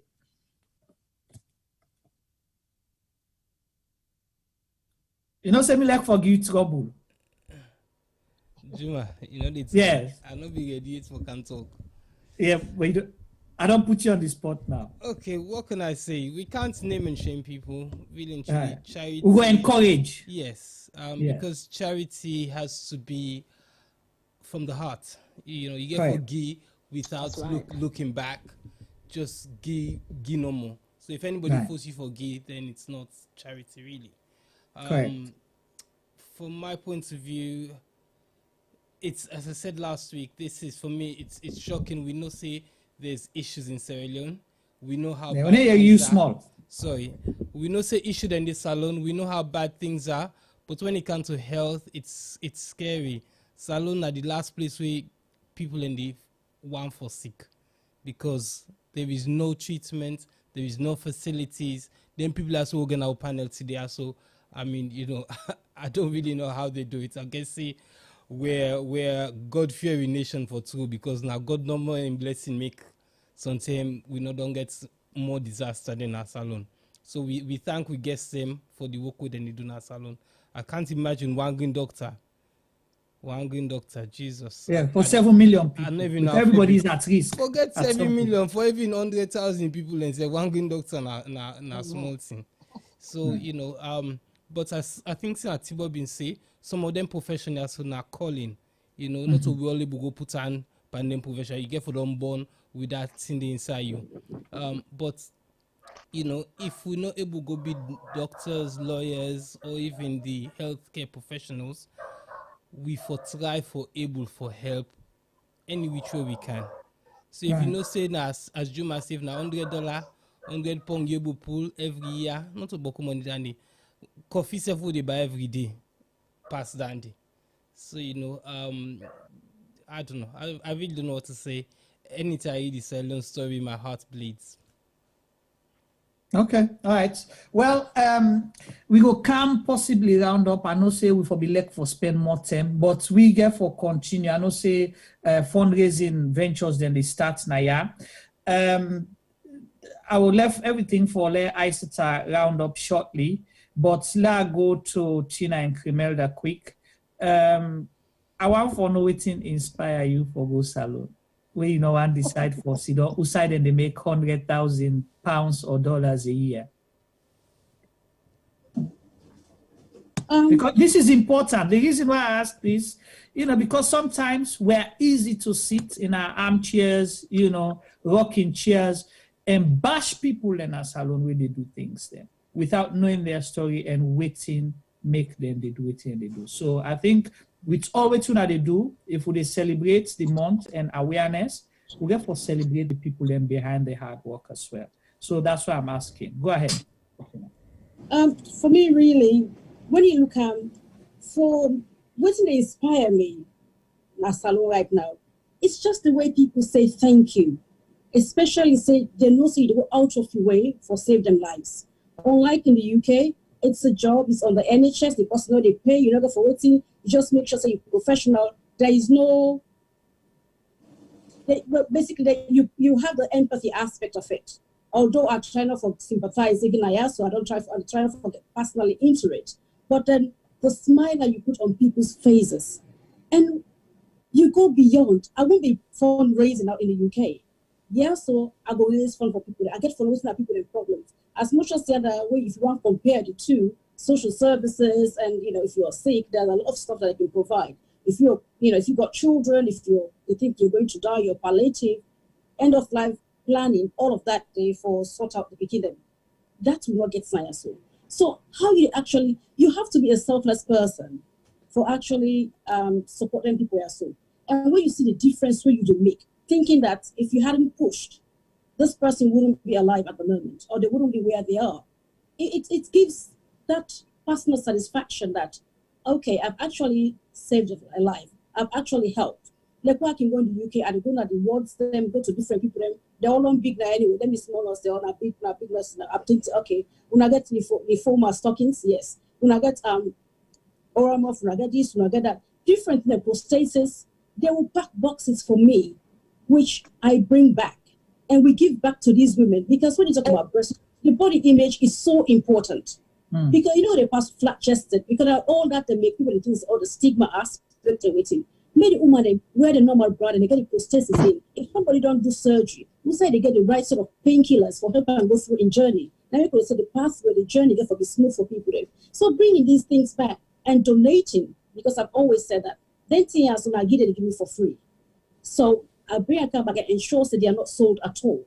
Maybe the intended beneficiaries and get them, and we follow up and monitor how they dispense of anything. Last year we donated to the through the woman clinic. We donate a whole box of Oramoff. Oramoff now one of the drugs that the opiates that was so expensive and not really available in a salon. But we donate that, and the cancer ward they so benefit from that. Women, children, men, everybody benefit from that. The woman, the way they put up prosthesis that they realize that it looks like I don't get Bobby, despite I don't get mastectomy. It gives them that boost. It gives them that extra confidence. So these little things that we do out here makes a lot of difference, makes my women sort of happy, and it makes me happy too. All right, thank you so much, Kumelda. I know say if now America be still the I go say, like, lent me your ATM card, your bank card.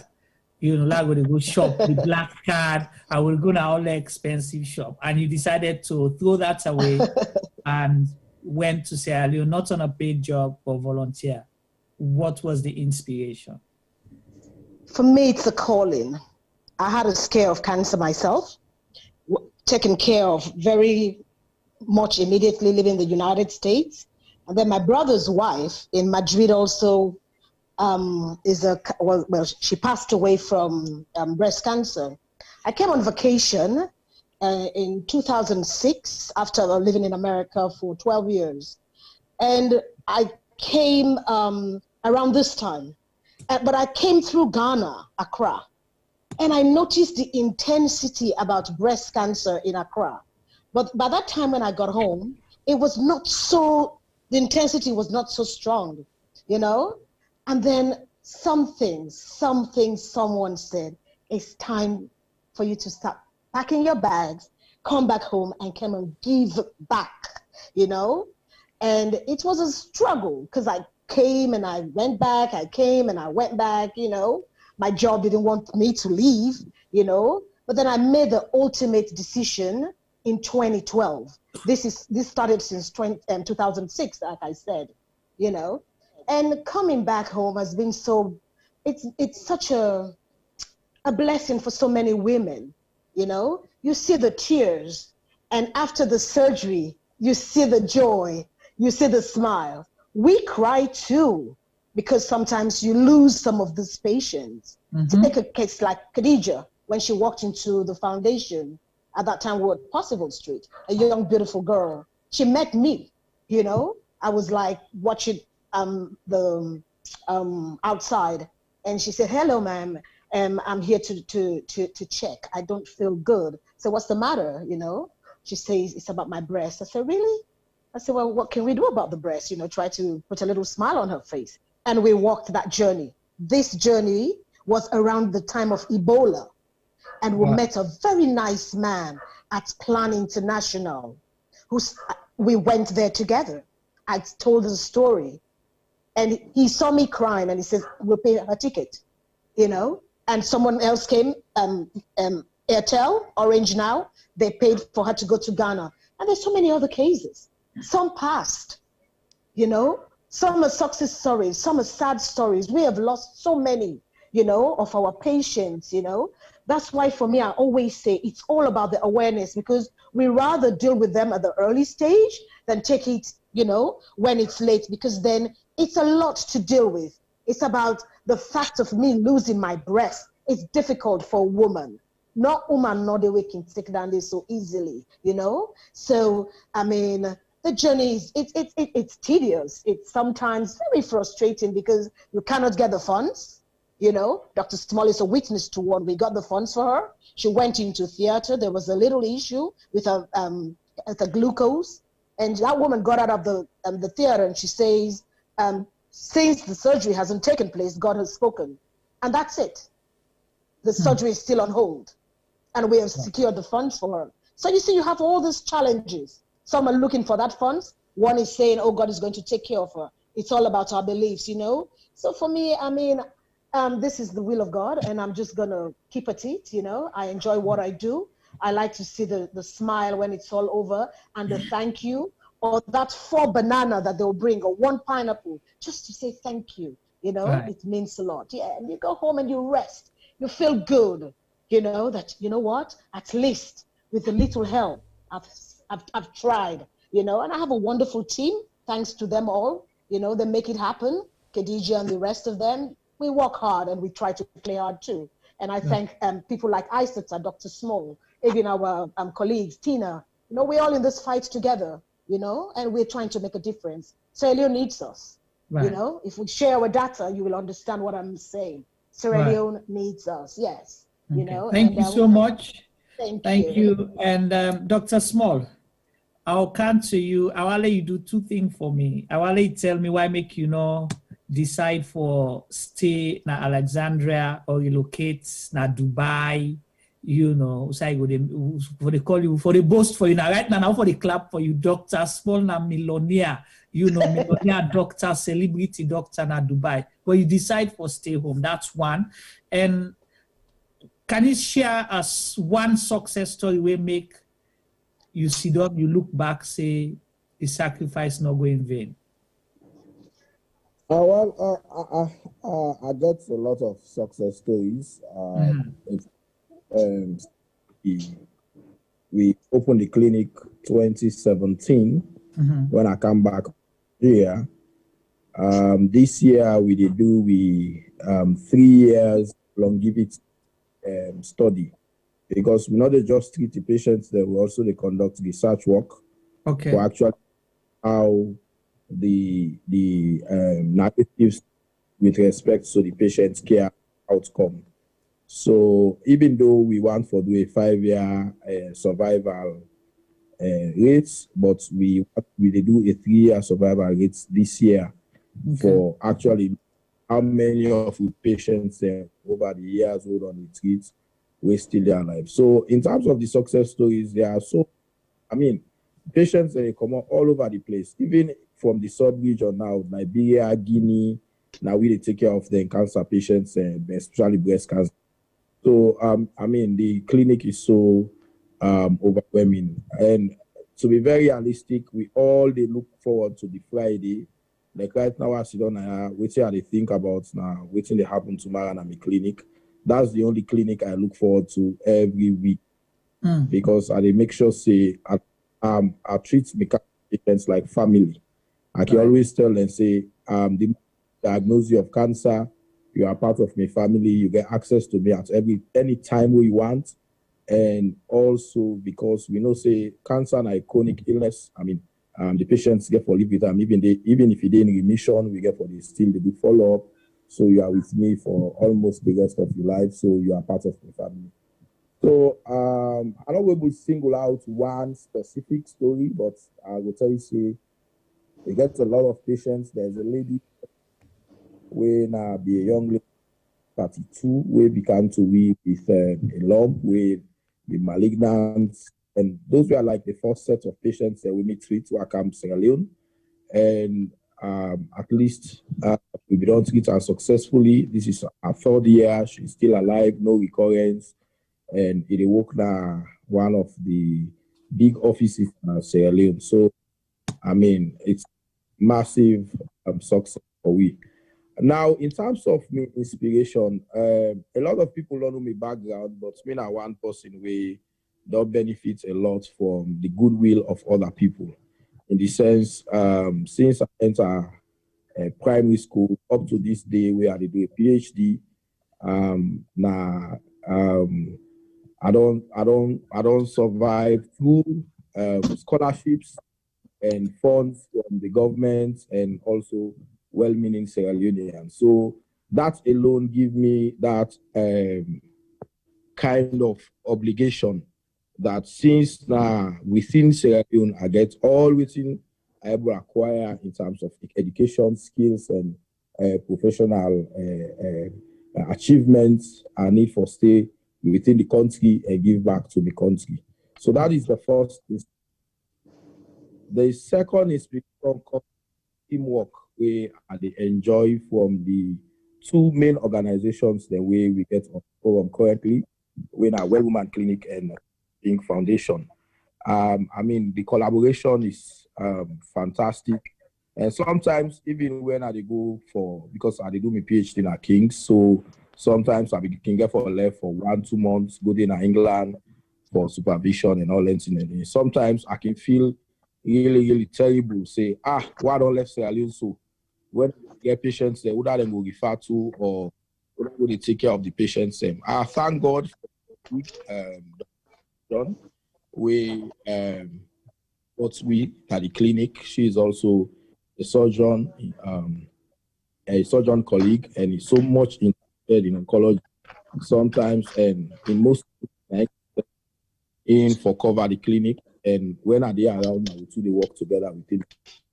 But we are one of the other inspirations that I get, because if Tina then gets the patients, they don't go through all the different investigations, and they don't diagnose these patients with cancer.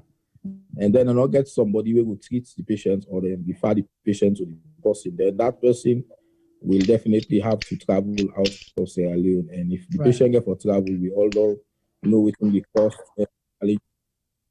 The third is investigation. I come into oncology because when at the medical school in Sierra Leone, I think year 4, get to teach me exam on be a cancer patient. Now patient don't do a mastectomy and then you don't get local recurrence. And when I exam, of course I did very well in the exam, but not to the grade where we get in the exam, not to be matter to psychological impact where that patient will get on me. Even though I go specifically for go do an exam on the patient, but I be not say the patient, she was really psychologically down and be sick. She was in pain and everything. So I be get this desire, say, I help. When I've done my medical training, the district work, when I come back and I get my scholarship for the I remember in the panel when I asked me what to go study, I said, I want to do oncology. And I say oncology, I say yes. Why? Because nobody knows the way they take care of cancer patients. Of course, I go and get some for the first time. Because patients they die within the ward. And oncology is not an attractive place because when you go, most times the patient that they admit now ward now the one that were very, very ill and most of them can die. Because most of the patients that they on outpatient treatment. They just can't take their chemotherapy and go back.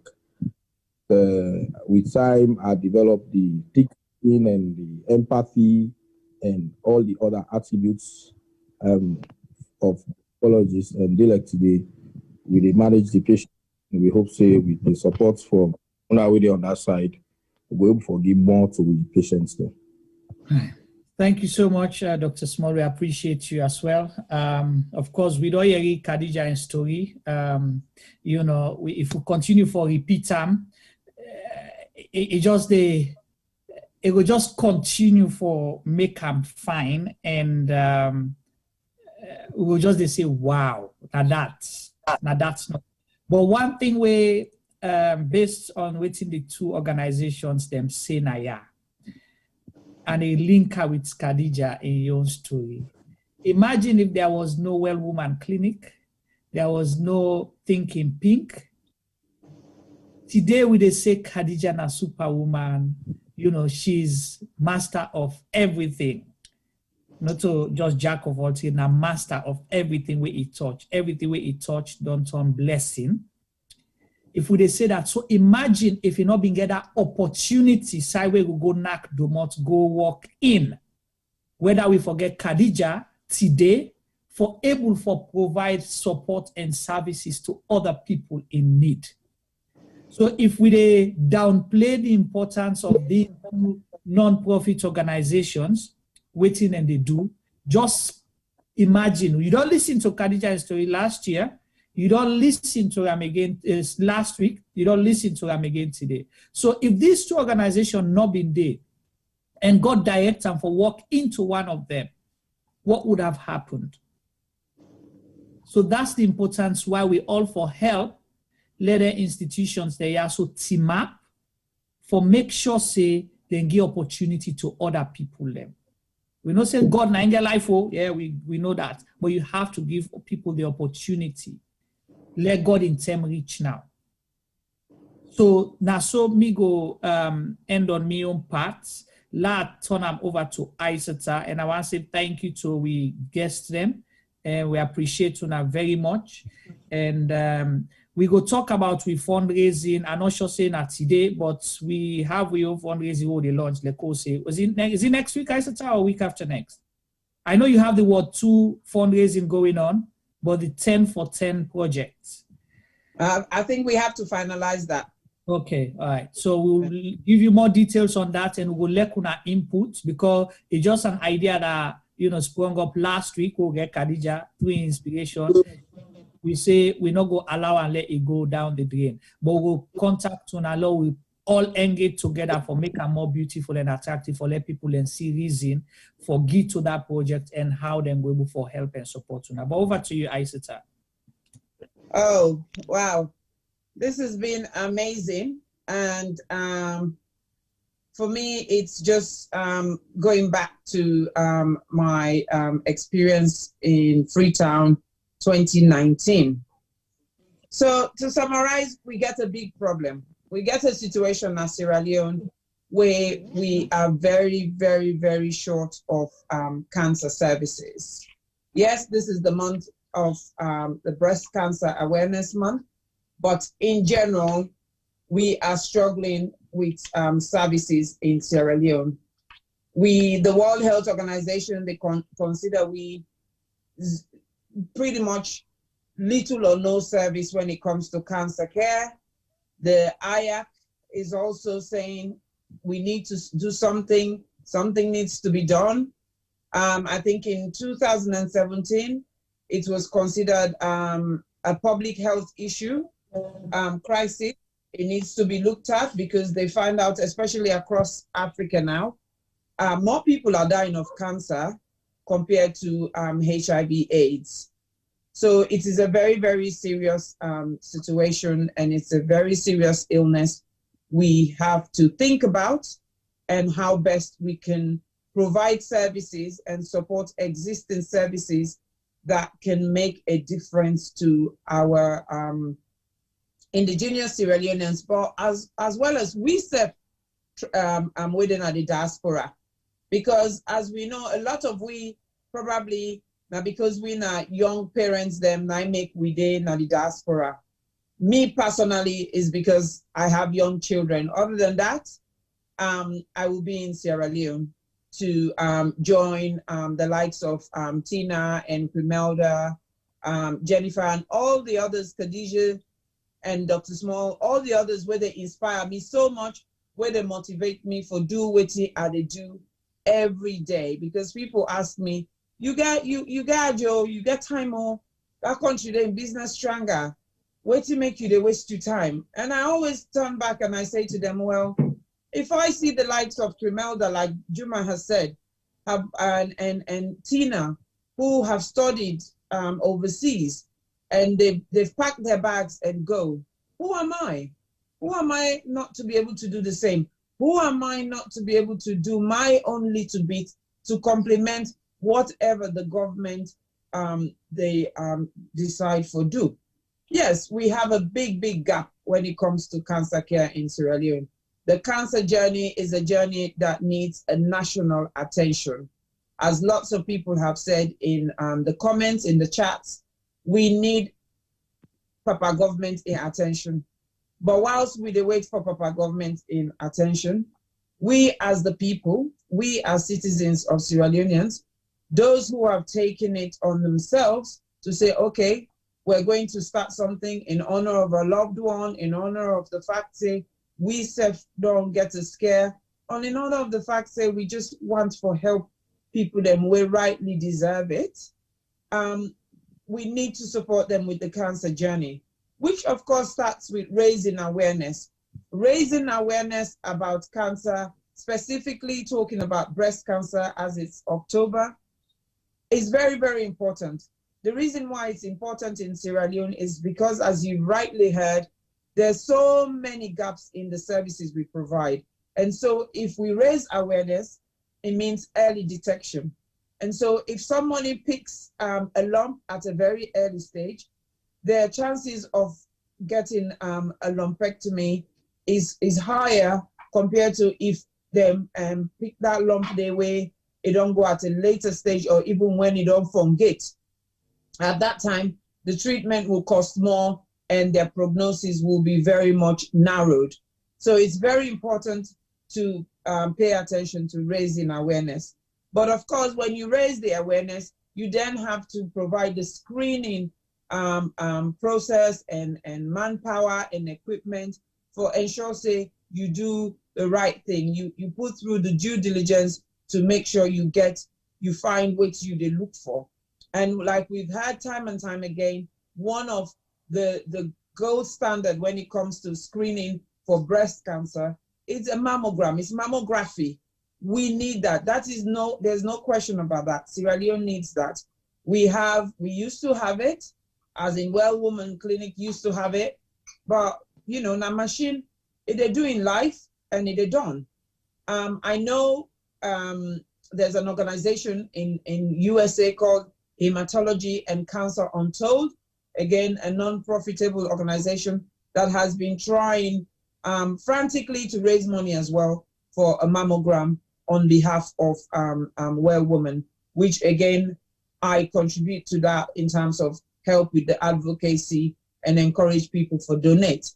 So, because it's a very expensive machine, and it needs to, we need a masalon. I don't know how to stress the need of it.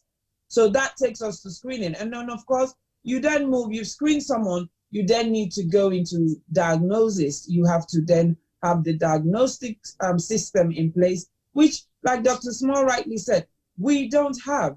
We only have basics. Okay, you could do your histology, where you could check whether the lump or the hardened breast has got any malignancy through biopsy and FNA and so on.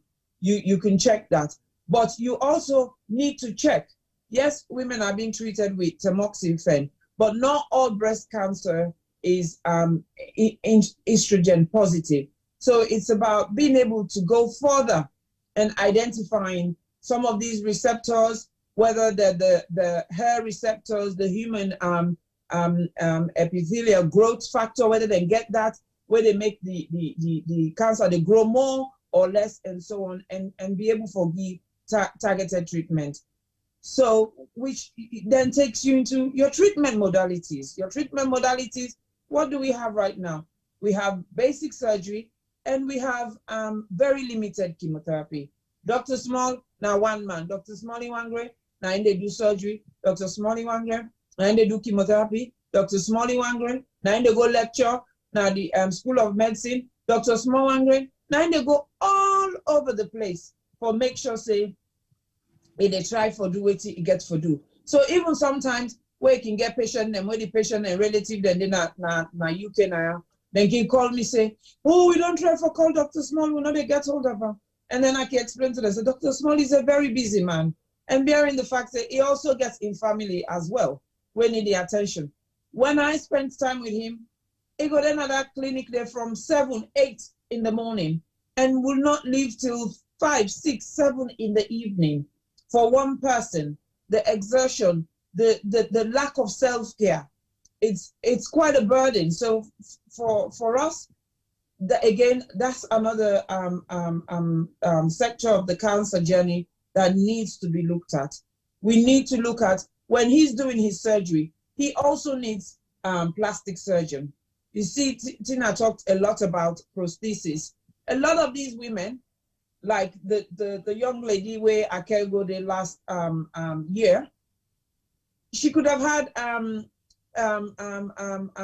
skin sparing mastectomy or skin sparing breast reduction, wherein when you get that, then can do reconstruction where they give you a reconstructive process that they make you breast again. So they go into surgery, then take away the bad tissue and then fill them in with either prosthesis or your own tissue and do that. But Dr. Small alone cannot do that. He needs a specialist plastic surgeon to help him with that, to work with that. We also need things like radiotherapy. Radiotherapy is very, very important. After surgery, radiotherapy is another flagship for treating breast cancer. So again, we're short on that. And of course, we're short on all the other services, being the fact that cancer journey is a multidisciplinary team approach. In order for you to achieve a very successful outcome for anybody's cancer journey, you need a multidisciplinary team approach. You need nutritionists or dietitians. You need psychosocial support, counseling. People, the fact that somebody then just don't diagnose her with cancer, it don't make you already don't feel so, whoa, I'm gonna die tomorrow. So you need to counsel them. Yes, Thinking Pink is providing that in group sessions and everything, but they need the funding, they need the resources, they need all the support they need. And then of course, with the ward, you go on to Connaught, which now the only place where really gets a ward where they host a lot of them patients there. Like Dr. Small said, a lot of the patients, the way they go there, majority goes, 50% goes for their chemotherapy treatment, they receive it, and they go home. There is nothing in place for them to feel a bit comfortable, a bit relaxed, a bit reassured, and then treatment provided safely. There's no safety for the nurse, Khadija, when they do this treatment. She talked about PP. You talked about where she can actually mix these drugs. In the Western world, a nurse does not mix the agents that you put together that gives you a chemotherapy treatment. It's the clinical pharmacist that does it. But in Sierra Leone, the private pharmacist only sells the agents. It's up to the nurse for go mix them and give, which also exposes her, puts her at risk.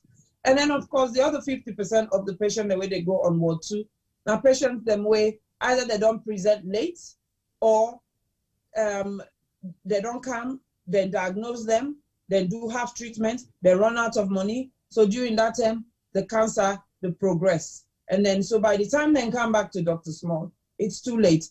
They end up on the ward, and then the ward becomes not just a surgical breast ward, but it also ends up being a medical day unit for giving chemotherapy treatment, but also a palliative care unit where people then, they say they end their life. And then people then, they, again, like Tina say, when their life is coming to an end, sometimes they experience a lot of pain, which means they need very strong painkillers like opiates, like oral morphine, or even the tablets or the patches and so on. That is not readily available.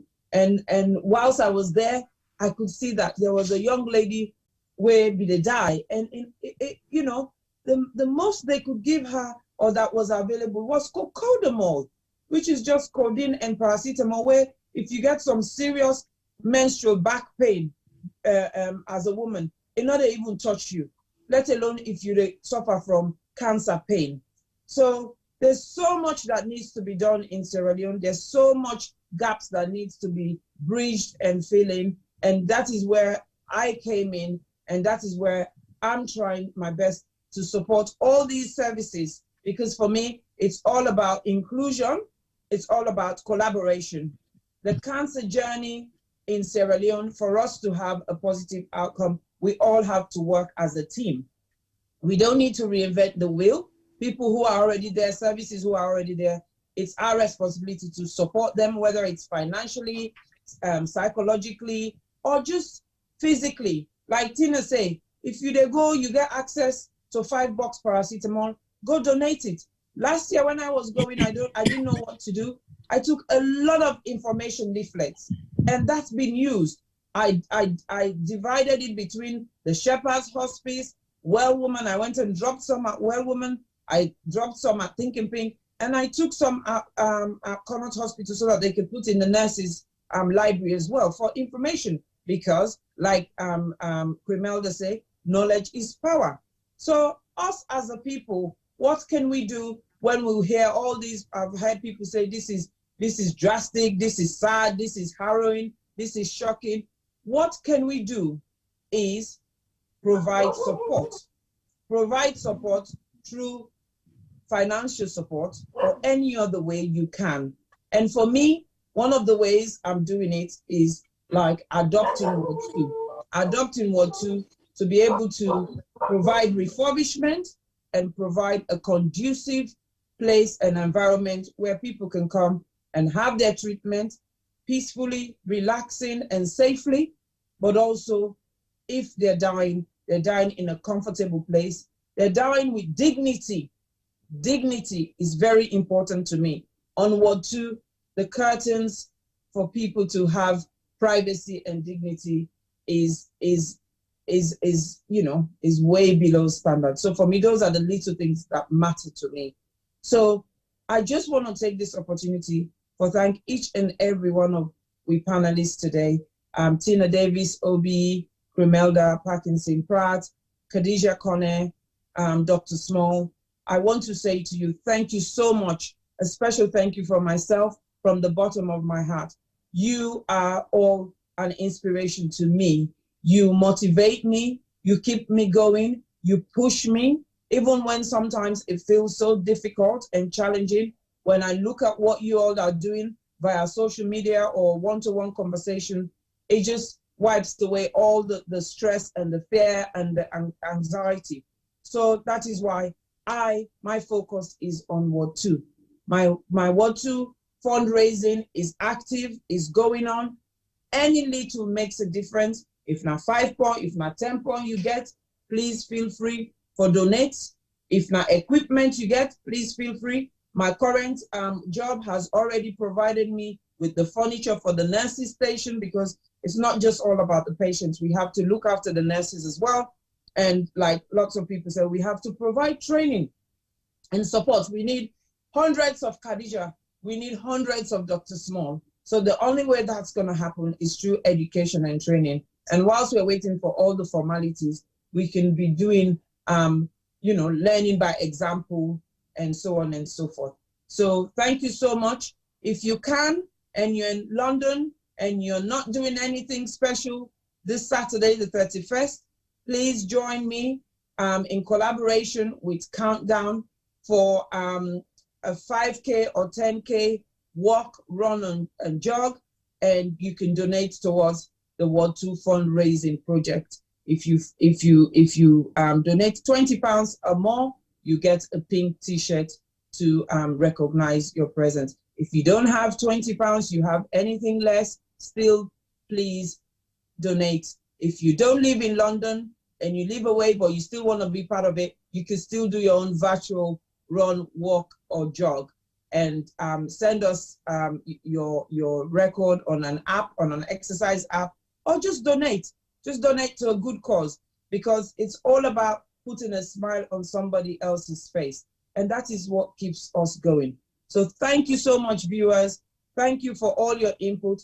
Thank you so much, Sierra Gem Media, for giving us this platform and opportunity to showcase what is already available in Mama Sierra Leone and what we can do to continue to support these amazing non-governmental organizations that are working in collaboration with the only oncology surgical doctor we have in Sierra Leone, Dr. Isaac Olufemi Small. So thank you. And of course, our dearest Khadija, who, without her knowing, we're going to do a 10 for 10 challenge so that we can raise money for a mammogram that we'll name in Khadija's name. So it'll be Khadija mammogram, and for everybody to have access to it. So thank you so much. Have a blessed evening. Have a good weekend, and may God bless Mama Salon. Over to you, Juma. Thank you, Isata. Thank you so much. Well, Fambulem, we can't say much more for you to join us in the fight for breast cancer and for help people them. And one thing I want to just clarify to now quickly, then 2 organizations here, we just talk about breast cancer, but then they do a whole lot more than that. So imagine how many other cases. So to keep their doors open, to keep them surviving and helping other people, you have to make sure you help them whichever way you can. Contact them. I wish Grimelda had been there, but we don't know side for Richuna. That's one thing we've just missed out. Tina, can you highlight where you're located and how for contact Tuna, please? Well, we did Namoriton Road, just after the total, coming down to from Congo Cross, na 9B Crescent Drive, I believe, but just at between the wall of Total and former Aquaba, going down there, that is the clinic there. But then if you reach any side, just ask somebody. Well, woman clinic, it looks like say hide, but hide. Most people don't go there, most people in side. So just ask, we jingle them on the radio, you see flyers them around, but just ask who's a woman clinic there. if you wish Okay. to request a So if people want to donate to donor, how would they do that? It's just to, they have to call. Do they have a website? We get a GoFundMe page on Facebook. Okay. So if you go to Well Woman Clinic MEPS Trust, the MEPS na CAPS, MEP, is it MEPS Trust? You go see the GoFundMe page there, and you can go to whatever donation. As Mr. Barr said, every little helps. Tells us, nothing say you $1 or £1 or whatever it is too small. No, every little helps. Just again, we're grateful for any donation when I put it, and I thank you. All right, thank you so much. Isata, you get information for Thinking Pink since Kumeda is not. Yeah, Thinking Pink, you can find them at 58 Battle Street, junction into Prademba Road. And again, in terms of donation, it's pretty much like Well Woman Clinic.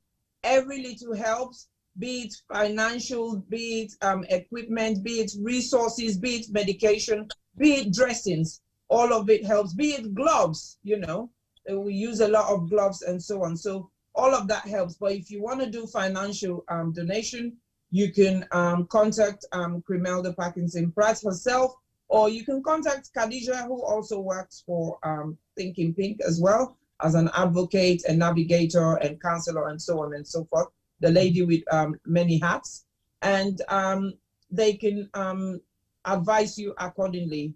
So I think that's it for Well Woman, for Pink. Yeah. Right, thank you so much. And I know say for Dr. Small, if you need for ask how much you can get involved and help, you need for possibly talk to Isata, correct? Because Dr. Small in busy so much that you get time. Hopefully, sometimes you will call Idena Theater, go available. So call Isata Sisi Jalo or contact them. Then you can able for reach Dr. Small or able for coordinate that. Well, Famulem, this is CIGM Media. This is what we do. This is part of our community project. And we hope say tomorrow I go join we continue with the Black History Month where we the host Sierra Leoneans for development.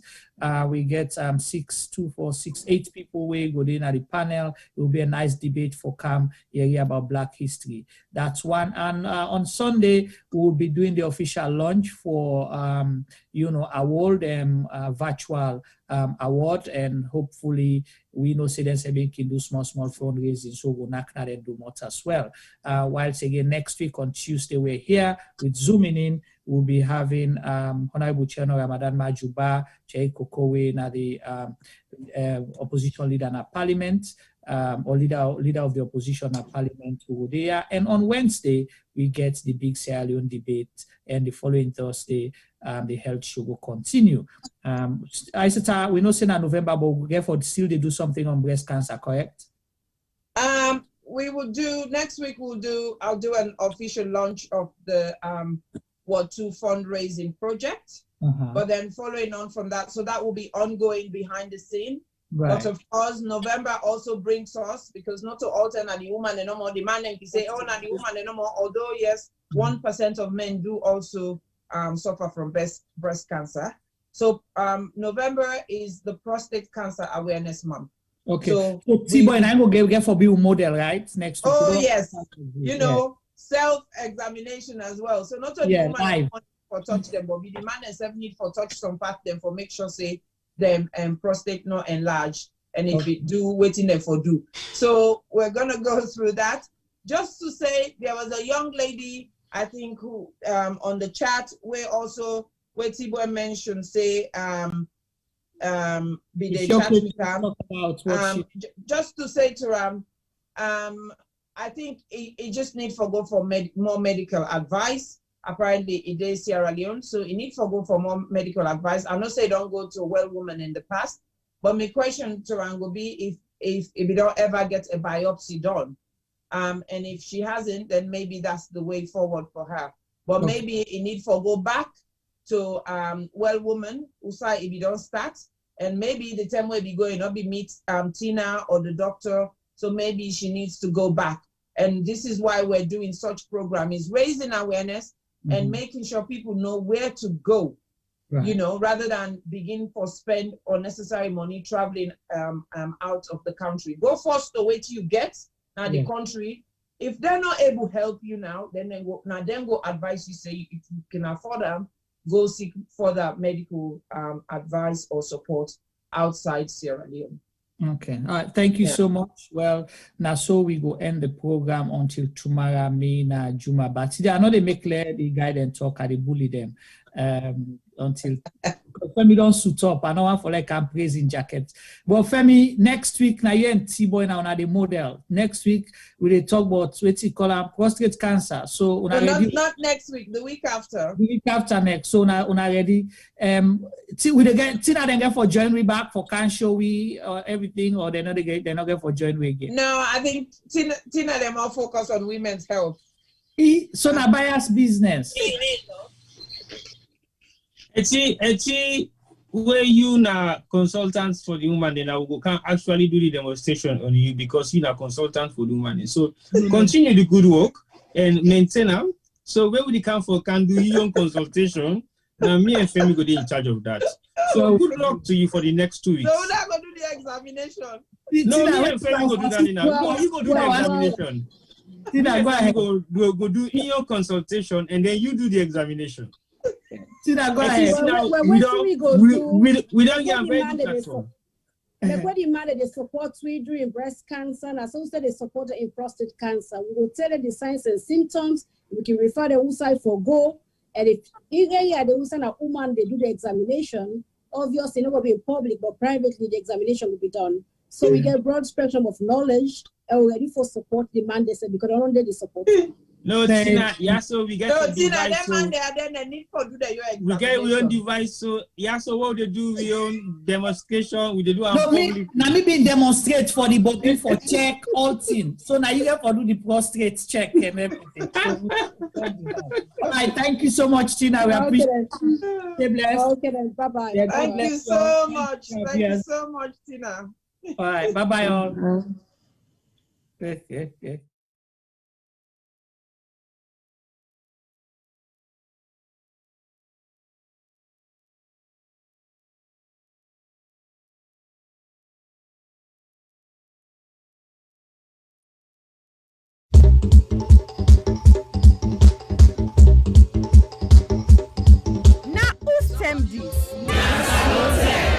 Yes, this na term for all salon people and then party them.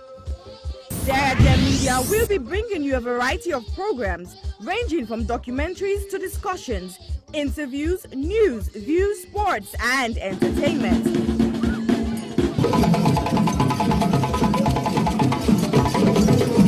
Our programs will contain matters on development, governance, the economy, and issues that are of importance to Sierra Leone. So, no left BNO because we get Bebe program then like salon discussion, meets the ministers, the president's hour, and the Gladi program. Look me, I look you. All this they start soon na www.sierragemedia.org. Now who's term these?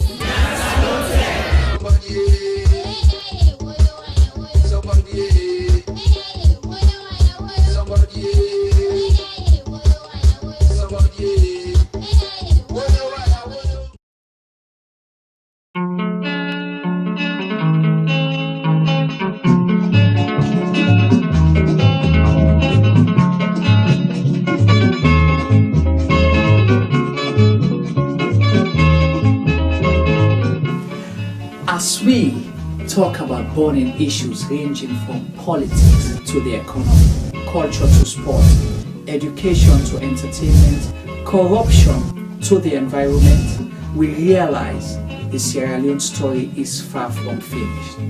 So, Sierra Leone Media Production brings you Zoom In. Zoom In is the program that engages everyday people, entrepreneurs, inventors, entertainers, activists, policymakers, and politicians to discuss and debate issues relating to Sierra Leone. Zoom In digs deep into the issues and stories.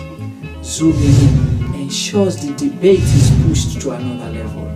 Zoom In asks those questions that has never been asked before. So, join us, host Chumaba.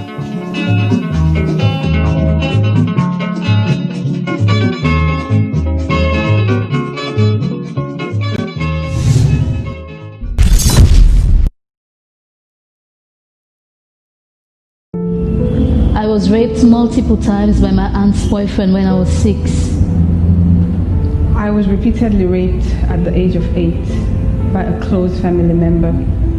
I was raped at 19. I didn't speak openly about it because I was ashamed and afraid that people would judge me.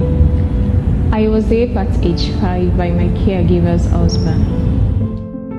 On June 17th, 2020, 5-year-old Khadija Sakho, a beautiful little girl from Freetown, Sierra Leone, was repeatedly raped and strangled to death, allegedly by her own cousin. Her death shocked the nation.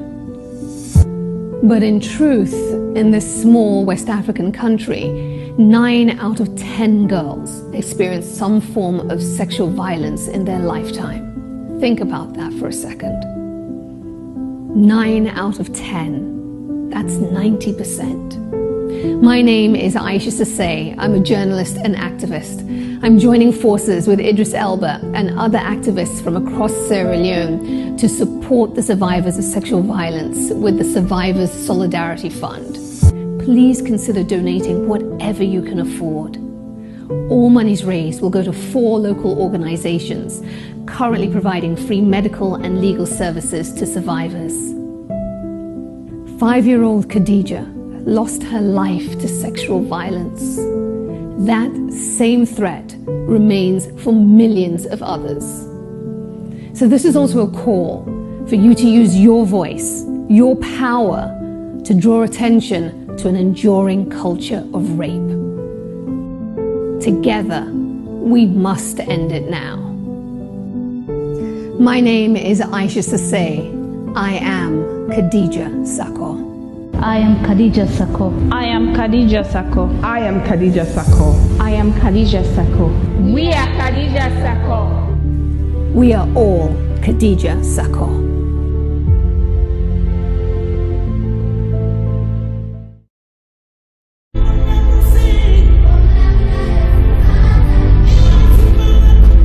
When I was young, a lot of things were different. Unfortunately, most of the differences seen now are heartbreaking and are not good at all. Before now, men were strong protectors of the weak, fathers, brothers, lovers, sons. Their mere presence guaranteed the safety of women and children.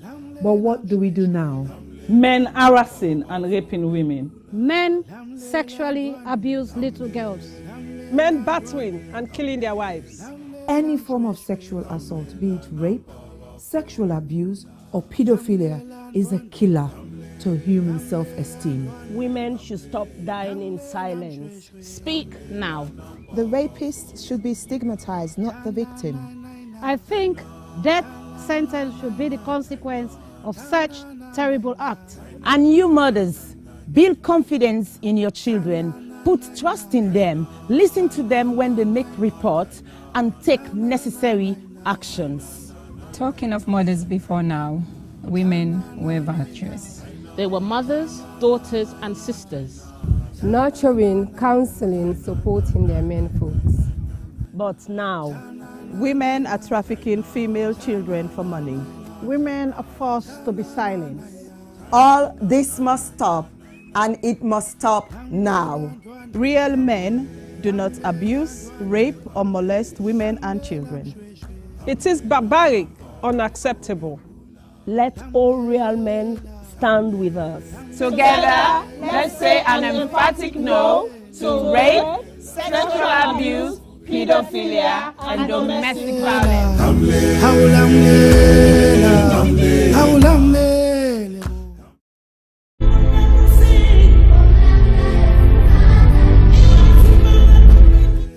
Of all the crimes committed against a person, rape is the one that leaves the person feeling very violated. A rape victim is often left with the feeling that a part of them has been torn apart.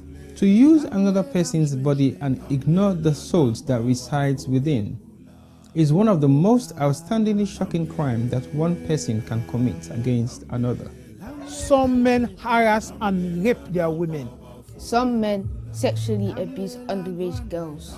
Some men beat and kill their wives. Any form of sexual assault is unacceptable.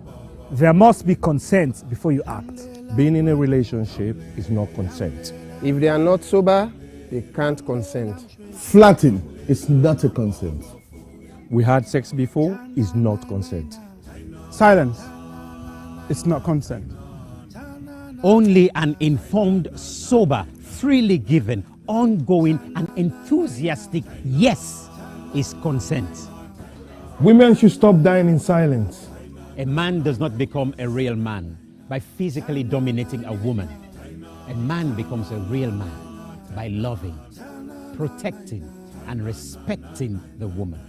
Real men do not rape or abuse women and children. Let all real men stand with us.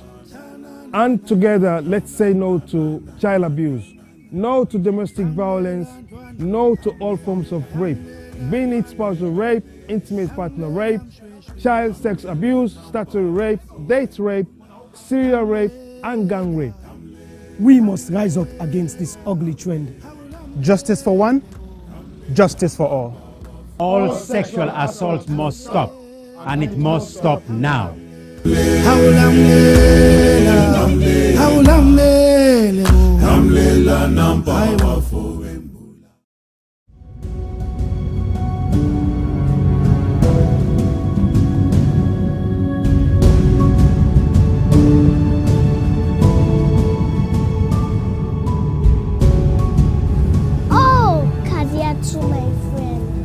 She was the brightest at our level, even though she was as innocent as the heaven. That did not stop Papa Abu at age 57 to ask for her hand in marriage as she turns 11. Her parents, being naive about this rage, tolerated this marriage, and this destroyed the hopes and dreams of Kadiatu to live like it in Seattle. Instead, she's been used as a tool by an old school. Kadiatu is being used as a bait by her own mate. My friend is being emotionally tortured by this old culture.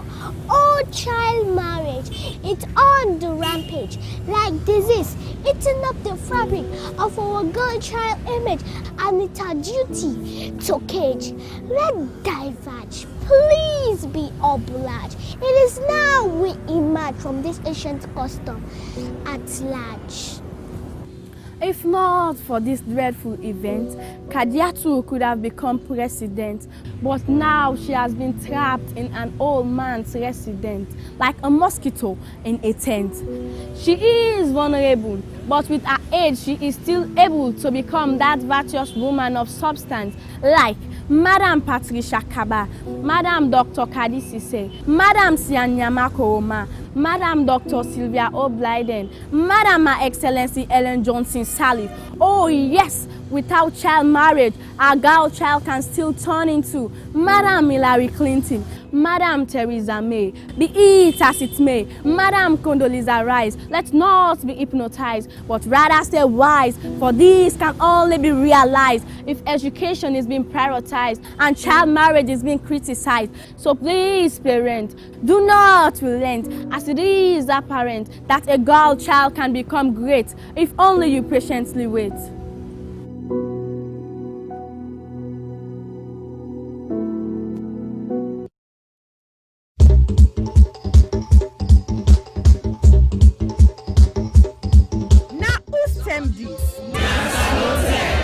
Yes, this na term for all Salon people and them party them.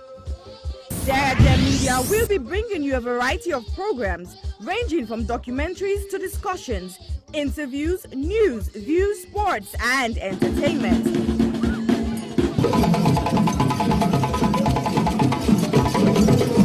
Our programs will contain matters on development, governance, the economy, and issues that are of importance to Sierra Leone. So, no left BNO because we get Bebe program then like salon discussion, meets the ministers, the president's hour and the Gladi program. Look me, I look you. All this they start soon na www.sarahjmedia.org. Now who's tem these?